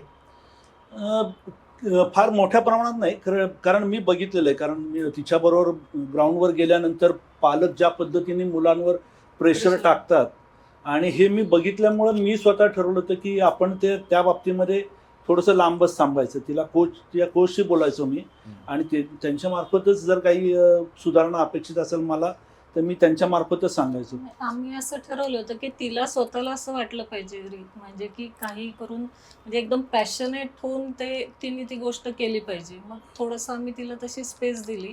फक्त आमचं लक्ष होतं की तिला जे हवंय ते 100% ती देते आहे ना, एवढंच फक्त आम्ही लक्ष ठेवलं. एक्झॅक्टली, कारण पण ते- विधीन आलं असेल तरच ती त्याची हा, जबाबदारी हा, घेईल. करेक्ट. पण त्यामुळे- म्हणजे आम्ही पाहिलं ना, म्हणजे सण असू देत, कोणाचे रिलेटिव्ह मध्ये फंक्शन्स असू देत, काही असू ती कधी देत, सापडायचीच कधीच नाही. आणि तुम्ही तिला कधी फोर्स पण दिवाळी नाही लक्ष्मी केला. पूजन असलं तरी ती त्या दिवशी प्रॅक्टिसला मॅच नाही तर जाणार. प्रॅक्टिस. हा, ते स्वतःच ती पॅशनने ती करते आणि त्याच्यात तिने सक्सेस पण मग मिळवली. ते त्यामुळे थोडं- भरपूर कॉम्प्रोमाइज करायला लागतं प्लेयर्सना. मी बघितलेलं आहे त्याच्यावरून, की मग त्यांना घरातले काही फंक्शन्स असतील, म्हणजे आम्हाला आठवतंय तिथे आम्ही वास्तुशांती ठेवली होती, त्या दिवशी पण तिला ते सगळे पाहुणे आले होते, खरं तिला अटेंड करता आलं नव्हतं की या ती बाहेरच tournament होती. ती साठी. बाहेर तिचं मॅच असेल आणि ऐन वेळेला काहीतरी प्रोग्राम सेट होऊन त्या ह्याच्यामध्ये तिला जायला लागायचं. पण तेजल, तू खूप नशीबवान आहेस, असे हो. पॅरेंट्स मिळाले. कारण मी स्वतः कोचिंग करत होतो काही दिवस, किंवा डेक्कन जिमखानाचा मेंबर आहे, मलाही माहिती आहे. तर आमच्याकडे आजकाल मुलांपेक्षा ना पॅरेंट्सच जास्त खरं. क्रिकेट खेळतात असं वाटतं. करेक्ट ते बाहेर बसून त्यांना म्हणजे सगळं बाहेर कळतं. बसून मुलगा जर समजा काही त्याला व्यवस्थित शॉट जमले नाहीत, ते इथनं तर बोलणार ते. इकडनं बसून हो. ते चिडचिड करणार किंवा मुलाला प्रेशराईज करणार, आणि मग ते बघितलेलं आणि म्हणजे- त्याच्यापेक्षा नंतर त्या कोचचा क्लास घेणार हा करेक्ट. की तुम्ही असं का नाही शिकवलं, तसं शिकवायला पाहिजे, तसं शिकवायला पाहिजे. त्यामुळे अगदी तू खरं. नाही, खूप नाही, पण नशीबवान त्या आहेस. बाबतीत मी खरंच खूप फॉर्च्युनेट आहे आणि I am blessed with it. कारण इवन मी टूरवर असेल ना, तर एक ते असतात ना की थोडेसे लहानपणीपासून त्यांनी अननोइंगली जे संस्कार केले, की त्यांचा फर्स्ट मला कॉलवर प्रश्न हा असायचा की हा आज मॅचचं काय झालं. इट वॉज नेव्हर अबाउट तू काय केलंस. वाव. सो मे बी मी लवकर आउट झाले असेल पण आम्ही जिंकलो असू, तर मग त्या सो आय लर्न की जिंकण्या किती इम्पॉर्टंट आहे. एक विनिंग हॅबिट असते ना, ठीक आहे आज मी नाही केलं पण उद्या मी करीन, गुड. पण जिंकणं इज व्हेरी इम्पॉर्टंट. सो तो फर्स्ट प्रश्न जो असतो ना तो खूप इम्पॉर्टंट असतो. आणि हे आता मी माझ्या जेव्हा फेलो टीममेट्स आणि वेन आय लुक बॅक किंवा मी आता यंगस्टर्सना बघते किंवा त्यांचे कॉन्व्हर्सेशन ऐकते तेव्हा मला कळतं की व्हॉट आय हॅव अर्न. वा, अगदी खरंय. तू खरं माझा पुढचा प्रश्नाचं उत्तर दिलेस, पण ते पूर्ण नाहीये. मला आता परत तो प्रश्न विचारू दे, कारण मेहनत करून प्रश्न मी बनवलेत ग, त्यामुळे मला ते मला विचारतोय, तुमचं मॅच नंतर घरात छान खेळलीस हे ऐकायला मिळतं का? तू माझा फोन का नाही उचललास हे ऐकायला मिळतं. तू खरं थोडं उत्तर दिलंयस, पण मी खरं बहिणीकडे येतो. तुझा हा प्रश्न राहतो का, फोन का नाही उचललास? ती म्हणून मी बॅटिंग करत होते आई, मी कसं फोन उचलणार. नाही असं म्हणजे नाही. मी ऍक्च्युली मॅच आम्ही फॉलो करतो, काय तिने काय स्कोअर केलं किंवा काय वगैरे, पण जनरल तिचा एकंदरीत आम्ही अंदाज घेतो. म्हणजे लवकर आऊट झाली काय वगैरे, तर आम्ही अशा पद्धतीने म्हणजे तिला ऑलरेडी ते गिल्ट असतो आणि परत तिला अजून गिल्ट अजून येईल आपण असं डोकं खायचं हा, त्यात मजा. तसं वा. आम्ही शक्यतो आम्ही Very good. टाळतो. हम्म. आणि मग जनरल प्रश्न विचारतो, नाहीतर मग कुठेतरी बाहेर जाऊ नये, मैत्रिणींबरोबर काहीतरी थोडंसं चिल कर वगैरे अशा टाईपचं तिला हे करतो. हम्म. आणि मग ती जरा थोडीशी नॉर्मल आली की मी ती स्वतःच सांगते की नाही मी अशी आउट झाले, आज असं झालं अच्छा. वगैरे. म्हणजे तुम्ही पण थांबता थोडंसं- जोपर्यंत ती हा, बोलत correct. नाही हा. तुम्ही त्या विषयाला हात घालत नाही. नाही. Wow, this is amazing. हम्म. ही खरंच एक मोठी एक सगळ्या लोकांना सांगायला पाहिजे की अशी पद्धत असली पाहिजे की आल्या म्हणजे शाळेत पण बऱ्याच वेळा म्हटलं जातं लहान मुलांच्या की आल्याला त्यांना विचारू नका शाळेत काय केलं. Correct correct correct don't ask them what they did. त्यांना बोलू दे स्वतःला, मग ते ऑटोमॅटिकली. ते ओपन अप होतात. आणि लिसनिंग मोडमध्ये असेल त्याच वेळेला त्यांच्याशी कॉन्व्हर्सेशन व्यवस्थित चांगल्या पद्धतीने होऊ शकतं. म्हणजे लिसनिंग मोडमध्ये ती नसेल आणि आपण उगाच प्रश्न विचारण्यात पॉईंट नसतो. वाव, ही पण खूप मोठी गोष्ट आहे. Wow, super. असं खरंच म्हटलं जातं की तुम्ही आईबाप झाल्याशिवाय या गोष्टी कळत नाहीत, त्यामुळे कदाचित तुला अजून हे गोष्टी कळणार नाहीत, पण what they are doing is खूप वरची गोष्ट आहे. आणि व्हेरी गुड. म्हणजे मी बऱ्याच इंटरव्ह्यू घेतलेत, बऱ्याच लोकांशी बोललोय, पण ह्या विषयावरती कधी माझी चर्चा झाली नव्हती. तर अजून आपण जास्त बोललं पाहिजे याच्यावरती, की तुम्ही तिला तिची स्पेस देता हे आपलं मान्य आहे, की आपण बोलतो की आय नीड माय स्पेस. तो इंग्लिशमधला शब्द चांगला वाटतो, पण ती कशी द्यायची असते हे खरं मला तुमच्याकडून जाणून घ्यायचं. काय तुम्ही काय करता? म्हणजे समजा बऱ्याच लोकांना मी हा प्रश्न विचारतो की तुमचा मुलगा आला, मुलगी आली किंवा हजबंड आला खेळून, की त्याच्या किटच्या ठेवण्याच्या स्टाईलवरनं कळतं की आजचा दिवस कसा गेला, की किट जोरात आपटलं आहे का, खुश असेल तर ती वेगळी पद्धत असते ना ऑब्व्हियसली. आपण वैतागलो असेल तर जोरात ठेवतं. तर तसं तुमच्या दोघांचं काय ऑब्झर्वेशन? नाही म्हणजे तिच्या चेहऱ्यावरून आम्हाला लक्षात येत होतं की कशा पद्धतीने तिचा दिवस गेलेला किंवा काय. आम्ही फक्त तिला कसं त्याच्या दिवस व्यवस्थित गेला का काय, कशा पद्धतीने एवढंच फक्त एखाद दुसरं वाक्य बोलणार. आणि नंतर मग ती तिच्या, कारण तिला ते थोडंसं रिलॅक्स होऊन नॉर्मल त्या झोनमधनं याच्यामध्ये बाहेर येण्याकरता, यायला झोनमध्ये थोडंसं- येण्याकरता तिला Wow. तो तेवढा वेळ पाहिजे पण असतो. मग तो टाइम काय ठरलेला असतो का तुमच्या लक्षात येते की नाही now लक्षात she is येतं की okay? आता मग ती एकदा परत नॉर्मल तिचं हे सुरू झालं बिअर की मग त्यावेळेला लक्षात जसं येतं. की म्हणजे आता मोठ्या आल्यानंतर मोठ्या ती- शिट्ट्या हा मार, करेक्ट करेक्ट करेक्ट. भांडी इकडे तिकडे ठेव. नॉर्मल तेजल घरात नॉर्मल असते कसं ओळखायचं? नाही म्हणजे ती गप्पा मारायला स्वतःहून काहीतरी विषय काहीतरी विषय काढून. काहीतरी हा. काढून किंवा चिल ज्या वेळेला असेल ते लक्षात येतं हा. तिच्या देवबोलीवरून किंवा बोलण्यावरून. मग त्यावेळेला आम्ही तिच्याशी मग परत जास्त काही आपल्याशी कॉन्व्हर्सेशन आपल्याला जर काय करायचं प्रश्न असेल असतील ते त्यावेळी विचारायचे जेव्हा ते पण झोनमध्ये प्रश्न जे असतील ते अबाउट दॅट डे, त्या पर्टिक्युलर मॅच हा, विषयी पूर्ण जनरल पूर्ण जनरल कारण सुरुवात पूर्ण. तुम्ही कशी करता? जनरल प्रश्न विचारून जनरल थोडं माहोल. क्रिकेट, डायरेक्ट क्रिकेट हा विषय नसतो हे पण महत्वाचं आहे.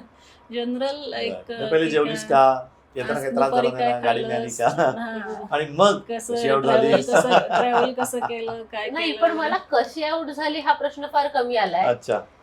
म्हणजे आता इव्हन आता हे जसं बोलताय तसं इव्हन मी टूरवर असते, सो तिकडे खूप सारे एक्सटर्नल फॅक्टर्स असतात. सो हो. एक दिवस नेहमी सेम नसतो.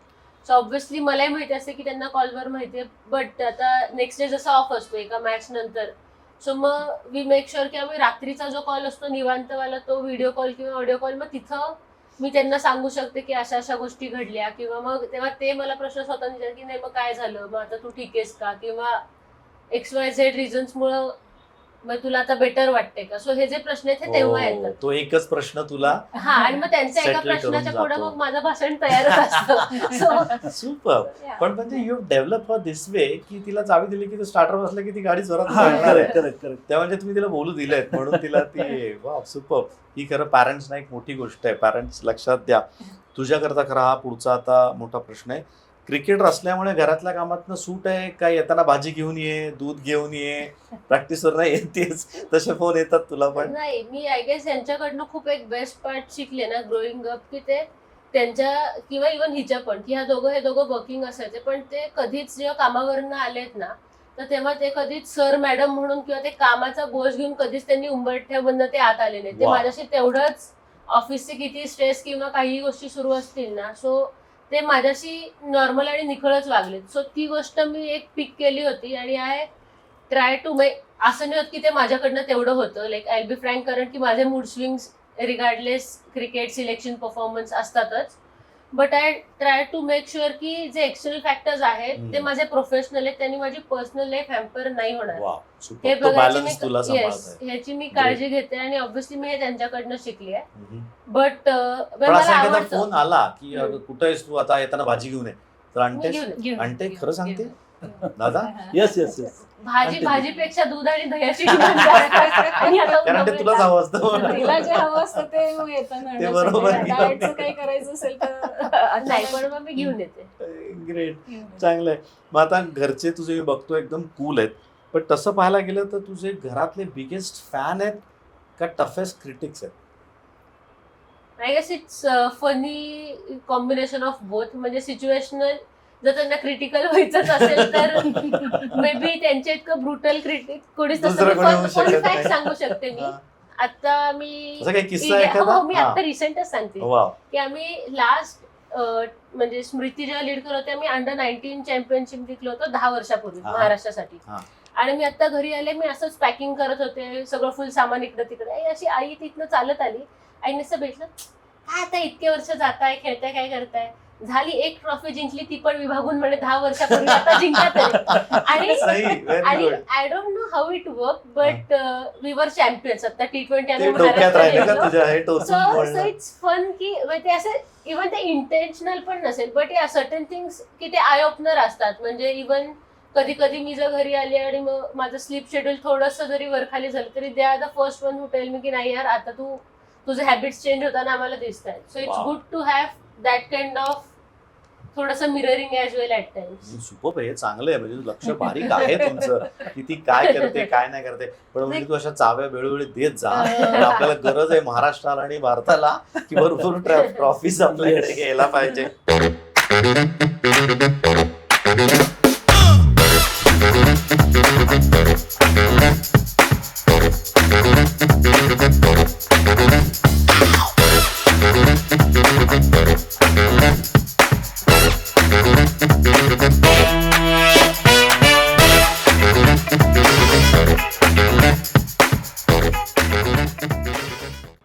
वा, चला पुढच्या प्रश्नाकडे येऊया. घरी आता दोघंही हे तुला लाईव्ह मॅचेस तुझ्या खूप साऱ्या चालू असतात, तर लाईव्ह मॅचेस असताना कधी असं वाटलंय का किंवा कधी असं यांच्याकडनं बोललं की हे, किंवा घरातली इतर मंडळी, अरे हा कॅच तुम्ही आरामात पकडला असता, अरे हा बॉला तुम्ही छगी आरामात मारली असती, तू आल्यानंतर असं कधी झालंय का? मी आहे ना असं लहानपणीपासून माझं जे सर्कल आहे ते सेमच आहे. हा. म्हणजे इव्हन आई बाबाही माझ्या सगळ्या चाइल्डहुड फ्रेंड्सना ओळखतात किंवा जे सोसायटीतले माझे मित्र आहेत. तर असं होतं ना की त्या लोकांनी मला खूप डाऊन टू अर्थ राहायला त्यांनी शिकवलं. सो ते मला इट्स लाईक मी किती रन्स करून काही, मी त्यांच्या टेनिस बॉल खेळताना मी बीट झाले की हे आले बघा हे इंडिया प्लेअर. सो ते इथून ह्या लेवलनीच ते ट्रोल करतात. वाव, चांगलं आहे. ते तुला जमिनीवरती ठेवायला मदत होते. त्यामुळं मजा, इव्हन मी सिलेक्ट नाही जरी झाले तरी मग माझे मित्र किंवा माझा भाऊ मला सिलेक्ट न झालेल्यांशी आम्ही बोलत नाही Oh my आणि ते God, निघून अच्छा. जातात. सो त्यामुळे ना it's good to have that kind of environment जिकडं येस ती गोष्ट खूप सिरियस आहे आणि ती माझ्या इतकीच त्यांना पण हर्ट झालेली असते, बट कुठेतरी ती एका लाईटर नोटवर येते जेणेकरून बाकी आय हॅव ऑलवेज लर्न की there is more to life. मग cricket is huge part of my life आणि इट्स स्टील इज, बट त्यामुळं आयुष्य नसतं थांबत. ते एक माझ्या आयुष्याचा मोठा भाग आहे, बट त्या बाजूनं जी माझ्या आयुष्यातली लोक आहेत किंवा जे एक पर्सनल लाईफ और पर्सनल ग्रोथ आपण म्हणतो, तर मग ती त्या ठिकाणी वाटचाल करायला मग ते सोपं पडतं जेव्हा हे असं न्यूट्रल होतं. सुपर वेगळा याच्यामधला अँगल आहे, फार छान. घरच्याच विषयी म्हणजे डोमेस्टिक क्वेश्चन आपण म्हणूया त्याला, फॅमिली विषयी प्रश्न आहेत म्हणून त्यावर अजून एक प्रश्न असा वेगळा आहे की तुमचा एक ऑब्व्हियसली व्हॉट्सअप ग्रुप असणार, बरीच मंडळी असतात आणि सगळ्यांना अगदी तुटून पडतात आपण अशा वेळेस, तर त्याच्यामध्ये काय व्हायरल होतं? हिचे सिक्सेस का हिचे लहानपणीचे फोटो? कारण लांब लांब सिक्स मारते मला माहिती आहे, त्यामुळे तिथे जास्त कशाची चर्चा होते? परफॉर्मन्सचीच होते, पण लहानपणीचे फोटो बिटो अशी होती, आता बघा कशी झाली. ते सुद्धा होतात, कारण तिचे वेगवेगळ्या मूड मधले आणि याच्यामधले जे काही फोटो आहेत ना ते भरपूर व्हायरल होतात. अच्छा, तिथे पण चर्चा खूप होत म्हणजे असेल. आता आधी ती लहान होती तेव्हा तिचा मोस्टली बॉयकटच असायचा वगैरे. आता एकदम ट्रान्सफॉर्म झालंय, म्हणजे ती आधीची तेजल आणि आत्ताची तेजल खूप फरक आहे. याच्यात खूप फरक आहे. त्यामुळे तिचीच भावंड सगळी तिची फोटो खेचत असतात टाकतात ते काय. पण एक महत्वाची गोष्ट म्हणजे मी ऑब्झर्व केलेली गोष्ट सांगतो, बरेच दिग्गज किरण मोरे झाले, संदीप पाटील झाले, सलील अंकोला झाले, हे पण याविषयी खूप बोलतात. तुझ्यासाठी पण ही खरं महत्वाची गोष्ट आहे, मुली क्रिकेट खेळायला आल्यानंतर पहिलं काय करतात तर केस कापून टाकतात. त्याची गरज आहे का? मला तरी वाटत नाही किंवा ह्या दिग्गजांना वाटत नाही. आणि दे रिअली अप्रिशिएट यू की आहेत तुम्हाला चांगले, आम्हाला नाही एवढे चांगले केस येऊ शकत किंवा आम्ही एवढी त्याची काळजी नाही चांगली घेऊ शकत. म्हणजे मुलींनी वाढवावी मुलांनी नाही वाढवा अशा मताचा मी अजिबात नाहीये, पण एक जेनेटिक असतं आणि होतं चांगलं तर चांगले असतात. म्हणजे त्यांनी त्रास होतो तुला खेळताना? नाही, फक्त आधी माझा जेव्हा बॉयकॉट होता तो ह्यासाठीच होता की तेव्हा मी एक तर हेल्मेटमध्ये कॉन्स्टंट डोकं असतं right. आणि प्रॅक्टिस आज आणि इन जनरल टोपी आणि हेल्मेटमुळे केस खूप खराब होत होते आणि तेव्हा एवढा अवेअरनेस नव्हता. म्हणजे इन 8th-9th वगैरे की एक ते हेअर केअर साठी पण एक वेगळं अख्खं सेगमेंट असतं. सो त्या दिशेनं त्याला तेवढा वेळ देणं पण शक्य नव्हतं आणि तेवढा मलाही अवेअरनेस नव्हता. बट आता obviously I can maintain that किंवा मला तो एक स्पेशल वेगळा टाइम काढता येतो. So obviously I love. नाही गुड. पण आता म्हणजे थोडक्यात आमच्या क्रिकेटिंग टर्म मध्ये म्हणतात हेल्मेटमध्ये सगळेच एकसारखे दिसतात, पण तुझ्या हेअरस्टाईलमुळे तुला वेगळी लक्षात येते. कारण ऍज अ कॉमेंट्रेटर मी कॉमेंट्री करतो तर आमचे खूप वांदे होतो, अरे कोण स्ट्राईक वरती आहे, कारण टी शर्ट नाही दिसलं तो सगळे एकसारखे दिसतात. त्यामुळे गुड, एक चांगला वेगळा विषय होता. पुढच्या प्रश्नाकडे येऊया. आउट झाल्यानंतर घरातनंच कोचिंग चालू होतं का? आज आउट होऊन एक बॅड पॅच चाललाय समजा, नॉट ओनली आई बाबा, भावंड असतील. मला आउट झाल्यावर मला आय डोंट थिंक मला माझ्या आउट होण्यावर कोणी बोलतं जितकं आय गेस मला माझ्या बाउंड्री आणि सिक्सेसवर बोललंय. सो मे बी मी 50 केला, चांगलं का वाईट? दोन्ही. इट्स अच्छा. लाईक माझा स्ट्राईक रेट हा एक नेहमी चर्चेचा विषय असतो फॉर नो रिझन घरी. मला आठवतं की माझा भाऊ वगैरे पण असेल की दो आय स्कोर 50 रन्स बट मी त्यात 3 छक्के आणि एखाद चौका मारला असेल तर ही विल बी लाईक अरे कसला भारी खेळली. बट हेच मी क्रुशल जर तो नॉक असेल तर yes obviously it gets appreciated but not that much. So ते अच्छा. बाउंड्री हिटिंग जो एक त्यांना असं वाटतं की स्ट्रेंथ आणि ती तुझ्याकडे आहे मला वाटतं. येस कदाचित यू हॅव दॅट स्ट्रेंथ म्हणून Correct, त्याच्याविषयी correct. जास्त चर्चा होते, हो. कारण तू अगदी लिहिल्या छगे मारू शकतेस, त्यामुळे ते होऊ शकतं. ग्रेट. पण तुला मोटिवेशनच मिळत असेल ना? हो अगदीच. म्हणजे छोटी गोष्ट असेल. आता इव्हन मी आता लास्ट जे MPL खेळलंय तेव्हा मग माझा भाऊ तुम्हाला एका चुकीला खूप दिवसांनी तू 19ला जसं लांब मारायची तसं मी तुला लांब मारताना पाहिलं. Oh, अच्छा. So maybe with age और विथ आपण सिच्युएशन असतो ना की we forgot to enjoy and take that extra risk जी आता मी परत डेव्हलप केली. आणि त्याचं रिझन हेच लोक आहेत कारण ते असे असतात की नाही यार तू हे गोष्टी चांगल्या करायची. किंवा इव्हन माझे जे क्रिकेटिंग फ्रेंड्स जे माझ्या बरोबर लहानपणीपासून आहेत ना, साधारण ते 1-2 गोष्टी अशा बोलतात की नाही यार तू तेव्हा ही गोष्ट खूप चांगली करायची आधी. So you get those clues आणि मग त्यातनं eventually you know how you can do better. पण यालाच असून माझा दुसरा प्रश्न असा ना, हाऊ डू यू फील की तुला लोक एवढं फॉलो करतायत आणि दे गिव्ह यू रेफरन्सेस की तेव्हा तसं होतं, आता तुझा हा शॉट नाही की तू आता पायातले चांगले खेळत नाहीस, त्यावेळेस तुला स्वतःला कसं वाटतं ऍज अ प्लेअर म्हणून? नाही, ऍज अ पर्सन मी सांगेन I feel very blessed. Because मला असं वाटतं मला आयुष्यात राईट टाइमला राईट लोक नेहमी भेटत गेली किंवा त्यांच्याकडनं 1-2 छोटे सल्ले असतील ते मिळत गेले ज्यांनी मला खूप काय म्हणतात की राईट टाइमला एक तो पाथ क्रॉस होणं असतं ना, ते खूप इम्पॉर्टंट असतं. आणि मी त्या बाबतीत आय बिलीव्ह इन दॅट. कारण एक छोटी गोष्ट असते पण ती अगदी सहजपणे खूप मोठा इम्पॅक्ट माझ्या क्रिकेट आणि त्या क्षणाला त्या वेळेला ती होणं खूप गरजेचं येस असतं. येस अगदीच. वा ग्रेट. पण आपल्यावरती पण आहे ना म्हणजे दादा वहिनी की असं की तू येते रोज आपल्यासमोर पण येत असतात गोष्टी, पण त्या किती घ्यायच्या Correct. हे तुम्हालाही समजायला पाहिजे. मला वाटतं शी इज क्रॉस द स्टेज, तिला ते कळतंय ती कधी काय घ्यायचं आणि कधी काय सोडायचं, इज इट? नक्की मॅच्युरिटीच्या तेवढी हिशोबाने मॅच्युरिटी तिला नक्कीच आहे. मॅच्युरिटी तिची खूप चांगली आहे. म्हणजे ॲज अ कॅप्टन आपण नेहमी बघतो ती विकेट असेस करत असते. तिच्या मॅच्युरिटीवरचा काही किस्सा आहे का तुझ्याकडे एखादा? मॅच्युरिटी म्हणजे आता किस्सा सांगायचं तर काहीतरी 8वी-9वी मध्येच ती असताना 8वी-9वी मध्ये असतानाच मॅचवरती होती. म्हणजे वा. त्यावेळेला नाही प्रसंग असे येत गेले. म्हणजे किर्लोस्कर वाडीला त्यांची टुर्नामेंट होती आणि रिटर्न जर्नीच्या वेळेला नेमके त्यांच्या ज्या शोभा पंडित टीम घेऊन गेले होते टीम घेऊन अच्छा. गेलेल्या होत्या. हा. तर 1.5 मिनिटं फक्त रेल्वे तिथंच हो, खूप कमी वेळ थांबते. थांबते त्या कमी वेळ स्टेशनला. थांबते तिथे आणि त्या 1.5 मिनिटांमध्ये सगळ्या मुलींना वर रेल्वेमध्ये हे feedback. करायचं होतं. तर हिने सुरुवातीला वर जाऊन बाकीच्या मुलींना तिने वर घेतलं आणि निम्माच संघ आतमध्ये होता. हो ट्रेन आणि- निघाली. ट्रेन हो, निघाली. बापरे, बाकीचे platform वरती तसेच. मुली प्लॅटफॉर्मवर मॅम त्यांच्या बरोबर, हो. त्यांच्या बरोबर मॅम नव्हत्या. हा. आणि tickets तिच्याकडे नव्हते. काही मोबाईल किंवा अशा काही त्यावेळी हे पण mobile वगैरे नव्हतं. काही ओके. नव्हतं. हा. मग त्यावेळेला त्यांचा आम्हाला फोन आल्यानंतर आम्ही सांगितलं की काळजी करू नका, ती व्यवस्थित हँडल त्यांनी करेल. तुम्हाला आणि पुण्यात फोन केला की हा. असं झालंय की ही पुढे त्यास तू कॅप्टन होतीस टीमची? नाही बट मी एक असं असतं ना की मी TC जाऊन त्यांना सांगितलं की असं असं नाही नाही, झालं. असं नाही असं नाही, जरा नीट सांग. अच्छा. ज्या वेळेस ती ट्रेन निघाली So actually आणि झालं तुला असं कळलं की मॅडम खाली हा आहे. ती ट्रेन निघायच्या आधी आहे ना, जिकडनं मॅमच्या मागे मी बघितलं तर खूप मोठी लाईन होती. 15 मुली विथ किड बॅग आणि कपड्याची बॅग.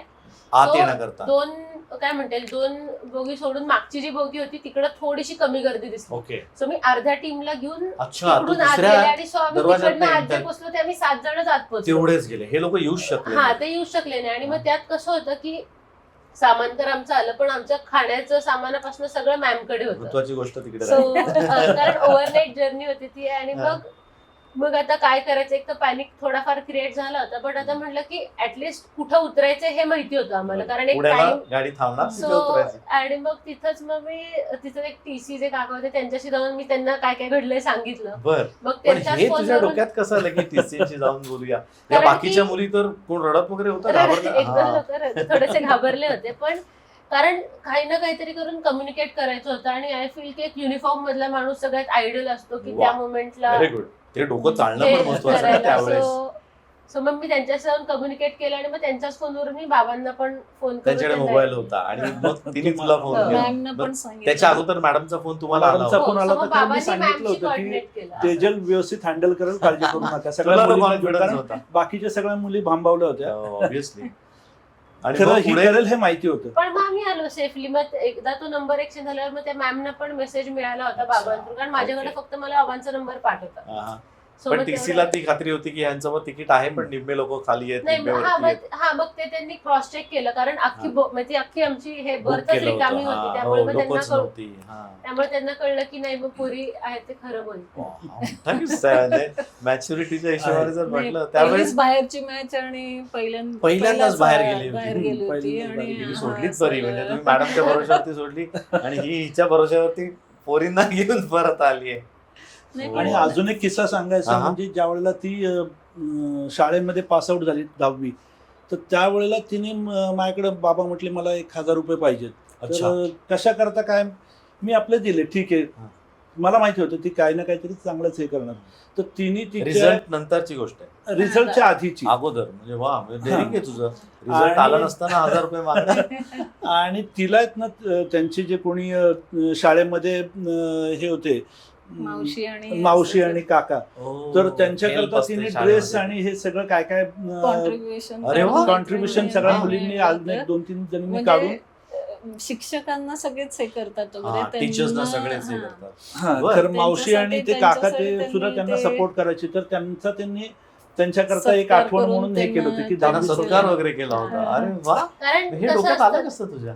नाही कारण कसं आहे ना की ऑब्व्हियसली टीचर्स तर सगळे असतातच. बट आम्ही जे ग्राउंडवर जास्त लोक असायचो आमचं त्या लोकांची पण एक वेगळा बॉन्ड, कारण शाळेनंतर एक्स्ट्रा ते आमच्यासाठी 2 तास एक्स्ट्रा थांबायचे आमची प्रॅक्टिस होईपर्यंत, किंवा साधं ग्राउंडवर ते पाणी मारून फक्कीने ग्राउंड आखण्यापासून ते सगळ्यात आम्हाला मदत करायचे. सो आणि मग ते असं एक तो आमचा पण बॉन्ड, मग ते आम्हाला त्यांच्या असं फॅमिली सारखंच ट्रीट करायचं. कोणाला तरी आमच्या 1-2 मुलींना चहा वगैरे तर मावशी सगळ्यांसाठी चहा करून घेऊन यायची. सो मग त्यामुळे तो एक असा बॉन्ड असतो ना की तो ओव्हर द इयर्स तो खूप चांगला ग्रो झालेला, आणि ऑब्व्हियसली ते effort may B behind the scene असतील, पण ते आय फील की ते तेवढेच अप्रिशिएट केले गेले पाहिजे.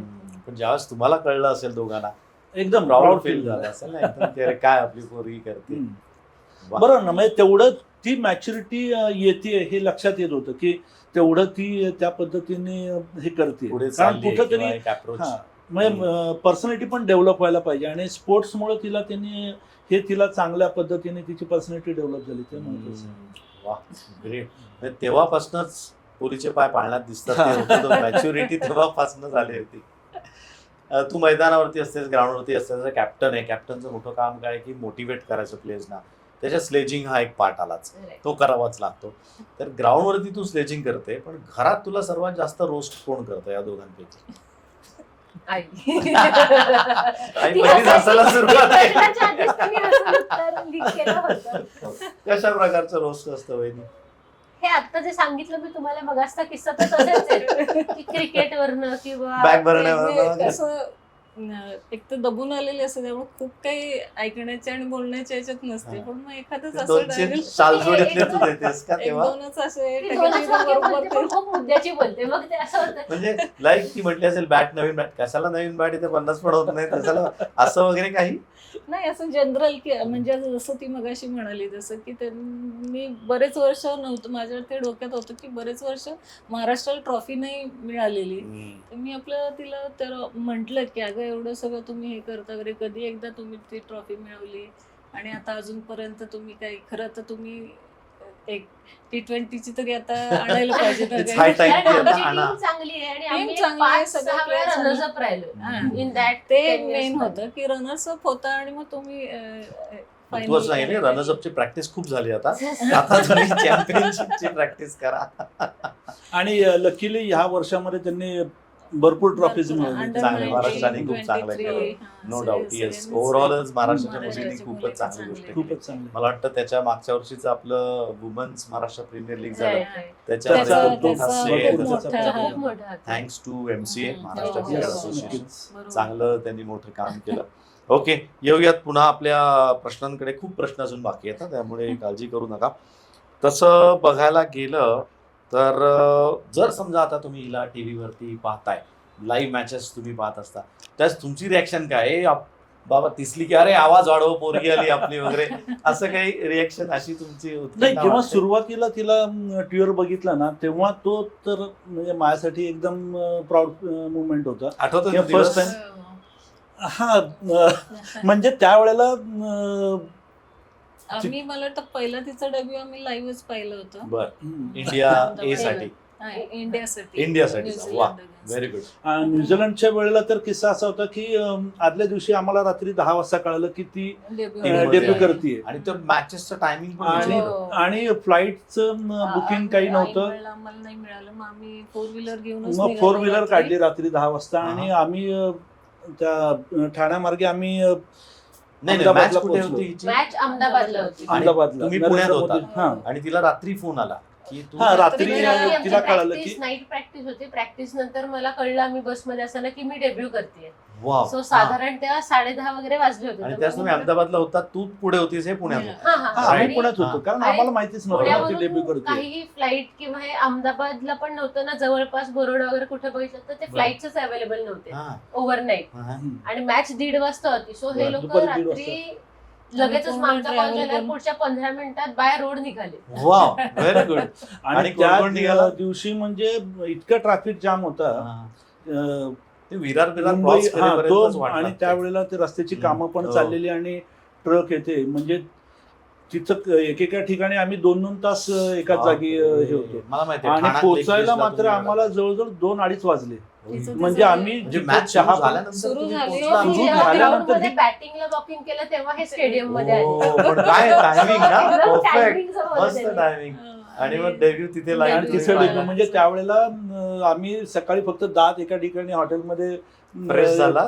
ब्रश केलं आणि चहा घेऊन आम्ही म्हणजे त्यावेळेला काही आंघोळ विंघोळ काही नाही, आम्ही तसाच पण मला सांग, ड्राईव्ह करून तो क्षण होता, रात्रभर ड्राईव्ह केलं, पण तिला मैदानात पाहून सर्वात जास्त जोरात सगळं चोरडला असाल, एकदम- तर तुम्ही चोरडला असाल ना. नाही, खूप ती अभिमान एनर्जी जी वाटला. आली असेल पोरीला म्हणजे तिथे. जेवढ्यासाठी म्हणजे जितकी वर्ष ती इतकी वाट बघत वर्ष होती ते- आणि तो क्षण आला आणि आणि नक्की. खेळली पण त्या मॅचला ती छान, त्यामुळे फारच अभिमान काहीतरी तिने वाटतो. 43 केले होते न्यूझीलंड विरुद्ध आणि फर्स्ट डेब्यू मॅच होती आणि जिंकले ते त्या ते दिवशी. जिंकले त्यावेळेला. बरं. वा, सुपर. म्हणजे यांची पण मेहनत तेवढीच आहे जेवढी हो, तुझी आहे. तुझी मैदानावरती आहे, पण यांची पडद्या मागची आहे. ग्रेट.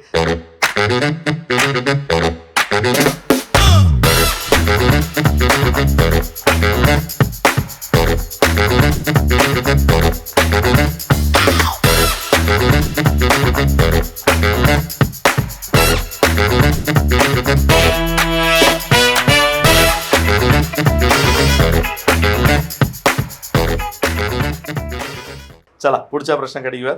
तुझ्या मते मी विचारतोय, घरातला सर्वात ड्रॅमॅटिक पर्सन कोण आहे? बाबा. हो? हो. जवळ आई नाही. हे आहे ते, आई पण ऍग्री करेल माझ्यावर. बर, म्हणजे आता हे काय नवीनच ऐकतो मी तुझ्या बाबत. काय, explain this. So may be आता आमचं छोटं इवन आमचे ड्रामे कुठं स्टार्ट होतात ना, की एक असतं की ते त्यांच्या व्हॅल्यूजवर त्यांचे रुटीन स्ट्रिक्ट ठरलेले.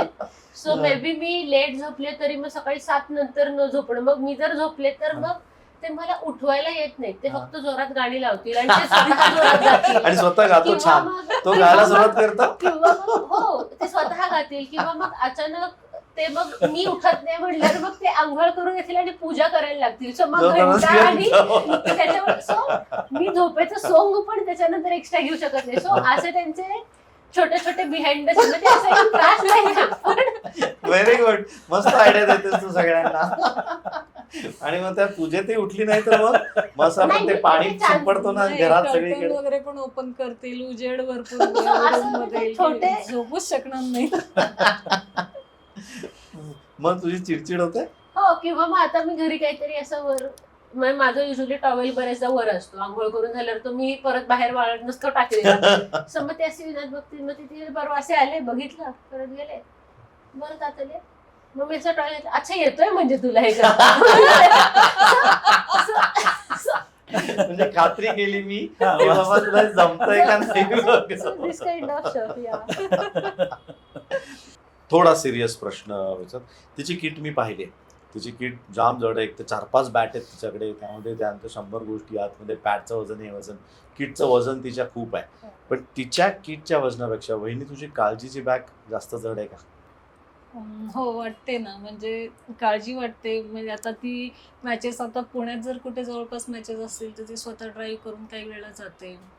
मग ती ड्राईव्ह करून व्यवस्थित गेली ना, पोचली ना, किंवा मग तिने काही खाल्लंय का व्यवस्थित, किंवा दिवसभरात तिला काही त्रास नाही ना झालेला, किंवा बाकी एक्सटर्नल काही फॅक्टर्स असतील, सिलेक्शनचं असेल किंवा काही, तर त्याचं तिला खूप म्हणजे ते त्रास करून घेईल का, किंवा काही असं भरपूर गोष्टी असतात की वाटते काळजी एक आई म्हणून.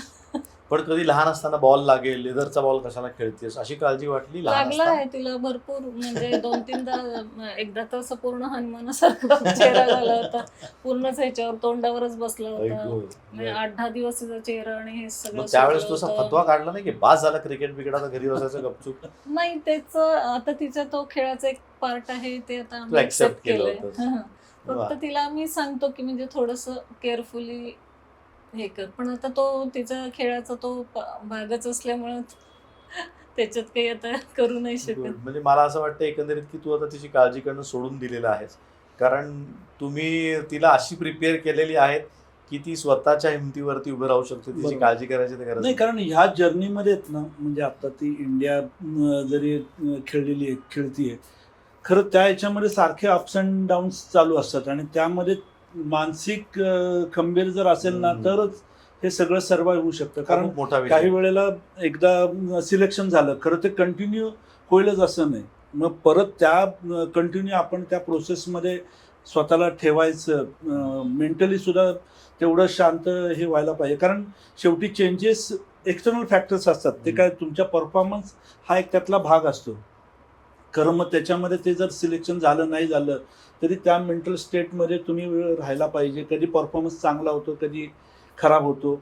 मग तो खराब झालेला परफॉर्मन्स नंतर परत उठायचं, चांगला परफॉर्मन्स करता स्वतःला रेडी ठेवायचं आणि ते प्रॅक्टिस कंटिन्यू ठेवायची. तिची किंवा एक चांगली गोष्ट अशी आहे की म्हणजे आतापर्यंत आम्ही बघितलं, कधी तिचं एखाद्या वेळेस तिला खूप होप्स आहेत आणि नाही झालं एखाद्या ह्याला सिलेक्शन, ती होते, अपसेट होते, एक तासभर ती शांत असते, म्हणजे दरवाजा लावून वगैरे तिचं ती, आम्ही पण तिला काही डिस्टर्ब करत नाही वगैरे. पण त्याच्यानंतर मला इतकं आश्चर्य वाटतं तिचं की ती इमिजिएट लगेच पुढच्या कुठल्या मॅचेस आहेत आणि त्याच्यासाठी आपण कसं प्रिपरेशन, आणि आपण कुठं आता कमी पडलो आणि आता काय स्वतःवर वर्क करायचं, सेल्फ अनालिसिस चालू होतो. आणि लगेच मला इतकं हे वाटतं, म्हणजे आई म्हणून थोडंसं ती मला हे पण वाटतं की वाईट वाटतं की तिचं आता असं झालं आणि ती इमिजिएट लगेच पुढच्या की आता नाही, आता पुढच्या मॅचेस कुठल्या आहेत आणि आता ह्या नाही झालं तरी आता पुढच्या या मॅचेस आहेत आणि आता मला हे करायचंय.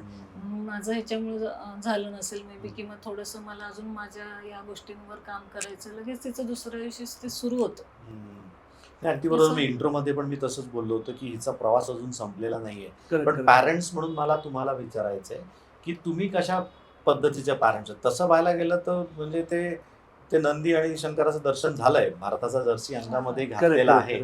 तर are you happy with it की तिथे जाऊन टिकणं, तिथे जास्त भारतासाठी खेळणं, हे तुमच्या पॅरेंट्स म्हणून तुमचं काय अपेक्षा आहे? नाही, ती एक पहिली स्टेप होती. म्हणजे इंडिया रिप्रेझेंट करणं तिचं जे काही स्वप्न आहे, तर ते आता त्या फर्स्ट स्टेपला ती गेलेली आहे. तिला अजून भरपूर इंडिया करता तिची स्वप्न आहेत.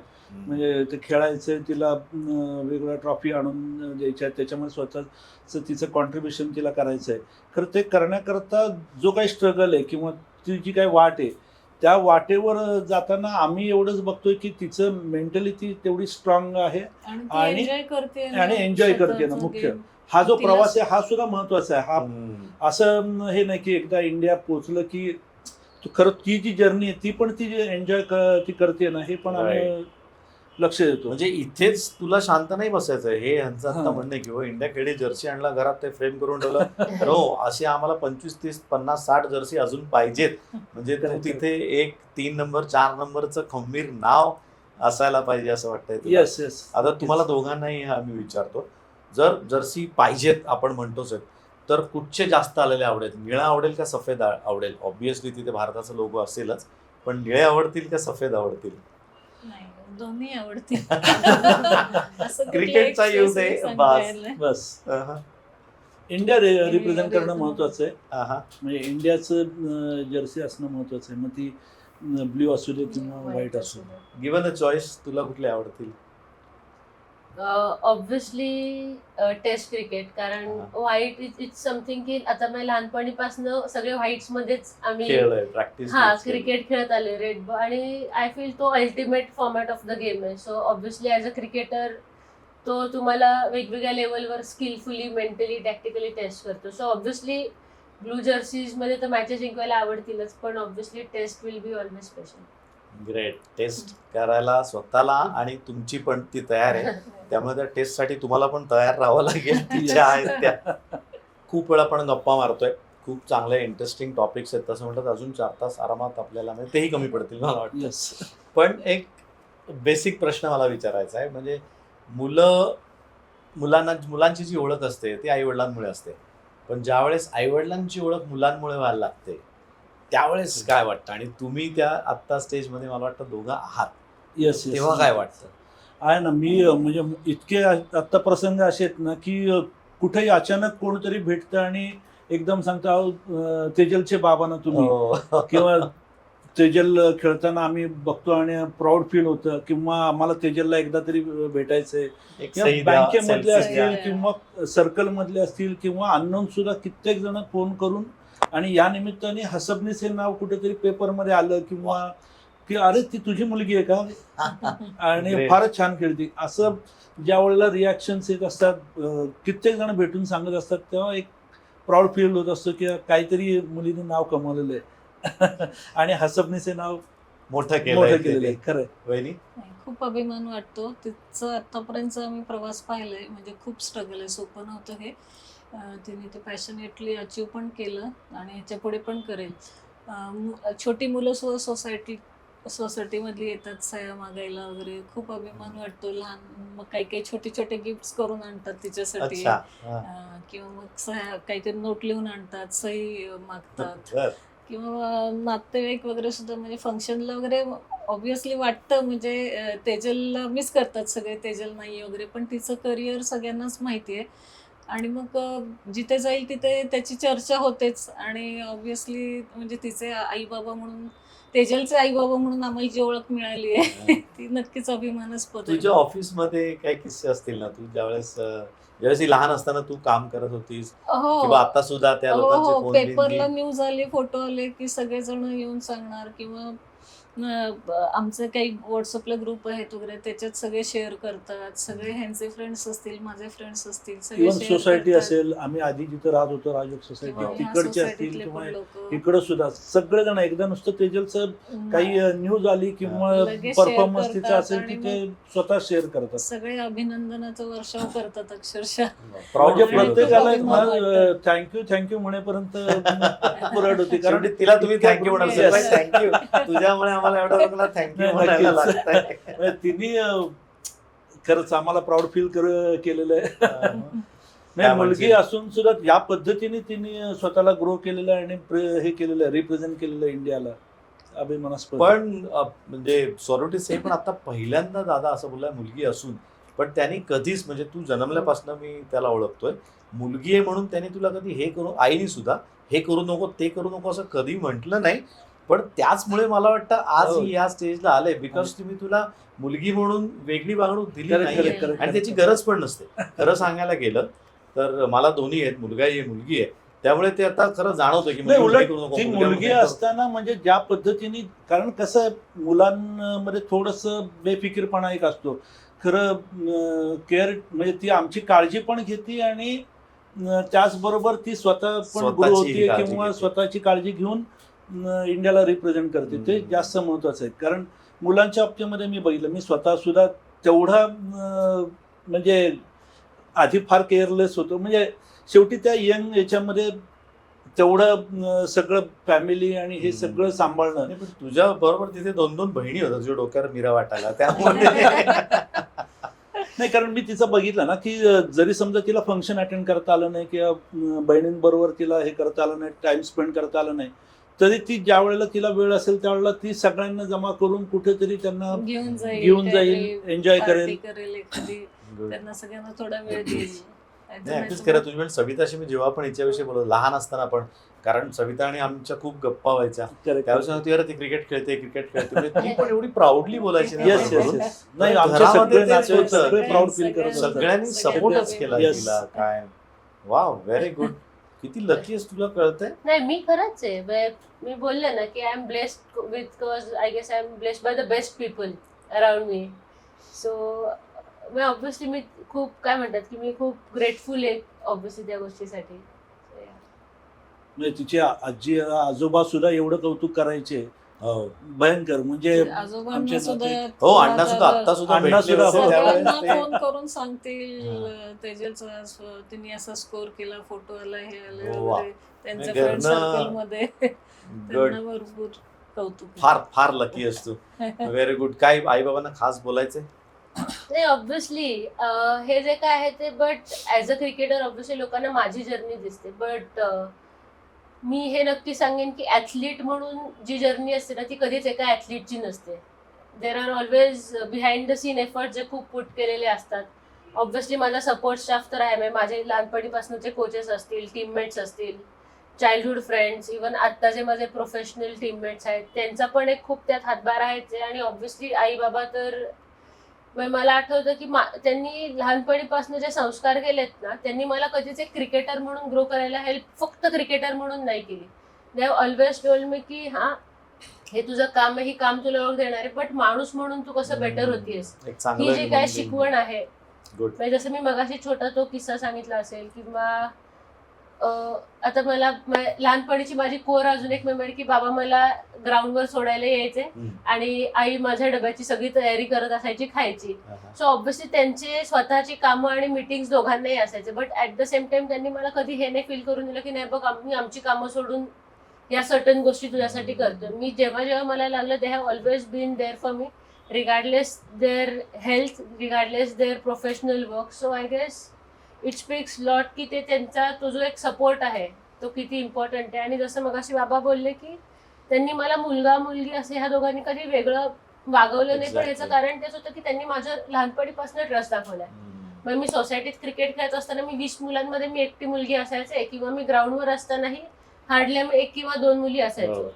सो माझा स्पोर्टच असा होता, बट त्याच्यात त्यांनी एकदाही असं नाही केलं की मग तू इतक्याच उशिरा का आली, मग तू इतका वेळच का होती, मग कोणाच बरोबर गेलेली. आणि त्यामुळे तो एक म्युच्युअल ट्रस्ट अननोइंगली असा डेव्हलप झाला ना की मला पण ती जबाबदारी समजत होती की नाही हे माझं ट्रस्ट आहे तर I need to do certain things in certain right. जबाबदारी तुझी पण वाढली. सो ती जबाबदारी त्यांनी मला कधीच असं पोक न करता ती जबाबदारी माझ्यावर दिली. आणि त्यामुळे ती मी जे बोलते ना की त्यांनी माणूस म्हणून जे मला ऑफ फील्ड घडवलंय त्याचा मला नक्कीच ग्राउंडवर खूप जास्त फायदा होतो. सो ऑब्व्हियसली फॅमिली सपोर्ट सगळे म्हणतात तेव्हा माझ्या जर्नीत मोठा भाग त्यांचाच आहे, पण त्यांनी ऍज अ क्रिकेटर पेक्षा ऍज अ पर्सन ग्रो करायला जी हेल्प केली त्यासाठी मी I be always grateful. Super, thank you very much. एक चांगलं ह्युमन बिंग तुम्ही तयार केलेलं आहे, एक चांगला महाराष्ट्राचा कॅप्टन तयार केलेला आहे. येऊ घातलेला आता आपण असं म्हणूया, कारण सध्या ती अंडर 23, 19 तिने लीड केलंय, पण जबाबदारी तुझी अजून पुढे खूप मोठी आहे. आणि ती जसं तुम्ही म्हणताय ती भारतासाठी पण तिला तेवढ्या चांगल्या प्रमाणे अजून पुढे ती जबाबदारी द्यायची आहे. येस फ्रेंड्स, आज इथेच थांबूया. आज या आपल्या चॅम्पियन बरोबर गप्पा मारून खूप मजा आली, खूप सारे किस्से आहेत. पण तुम्ही सांगा असंच कुठल्या चॅम्पियनच्या गप्पा तुम्हाला ऐकायला आणखीन मजा येईल. तोपर्यंत आम्हाला सबस्क्राईब करा, लाईक करा, शेअर करायला विसरू नका. भेटूयात पुढच्या वेळेस नवीन चॅम्पियनला, नवीन चॅम्पियनच्या घरी. टिल देन काळजी घ्या स्वतःची.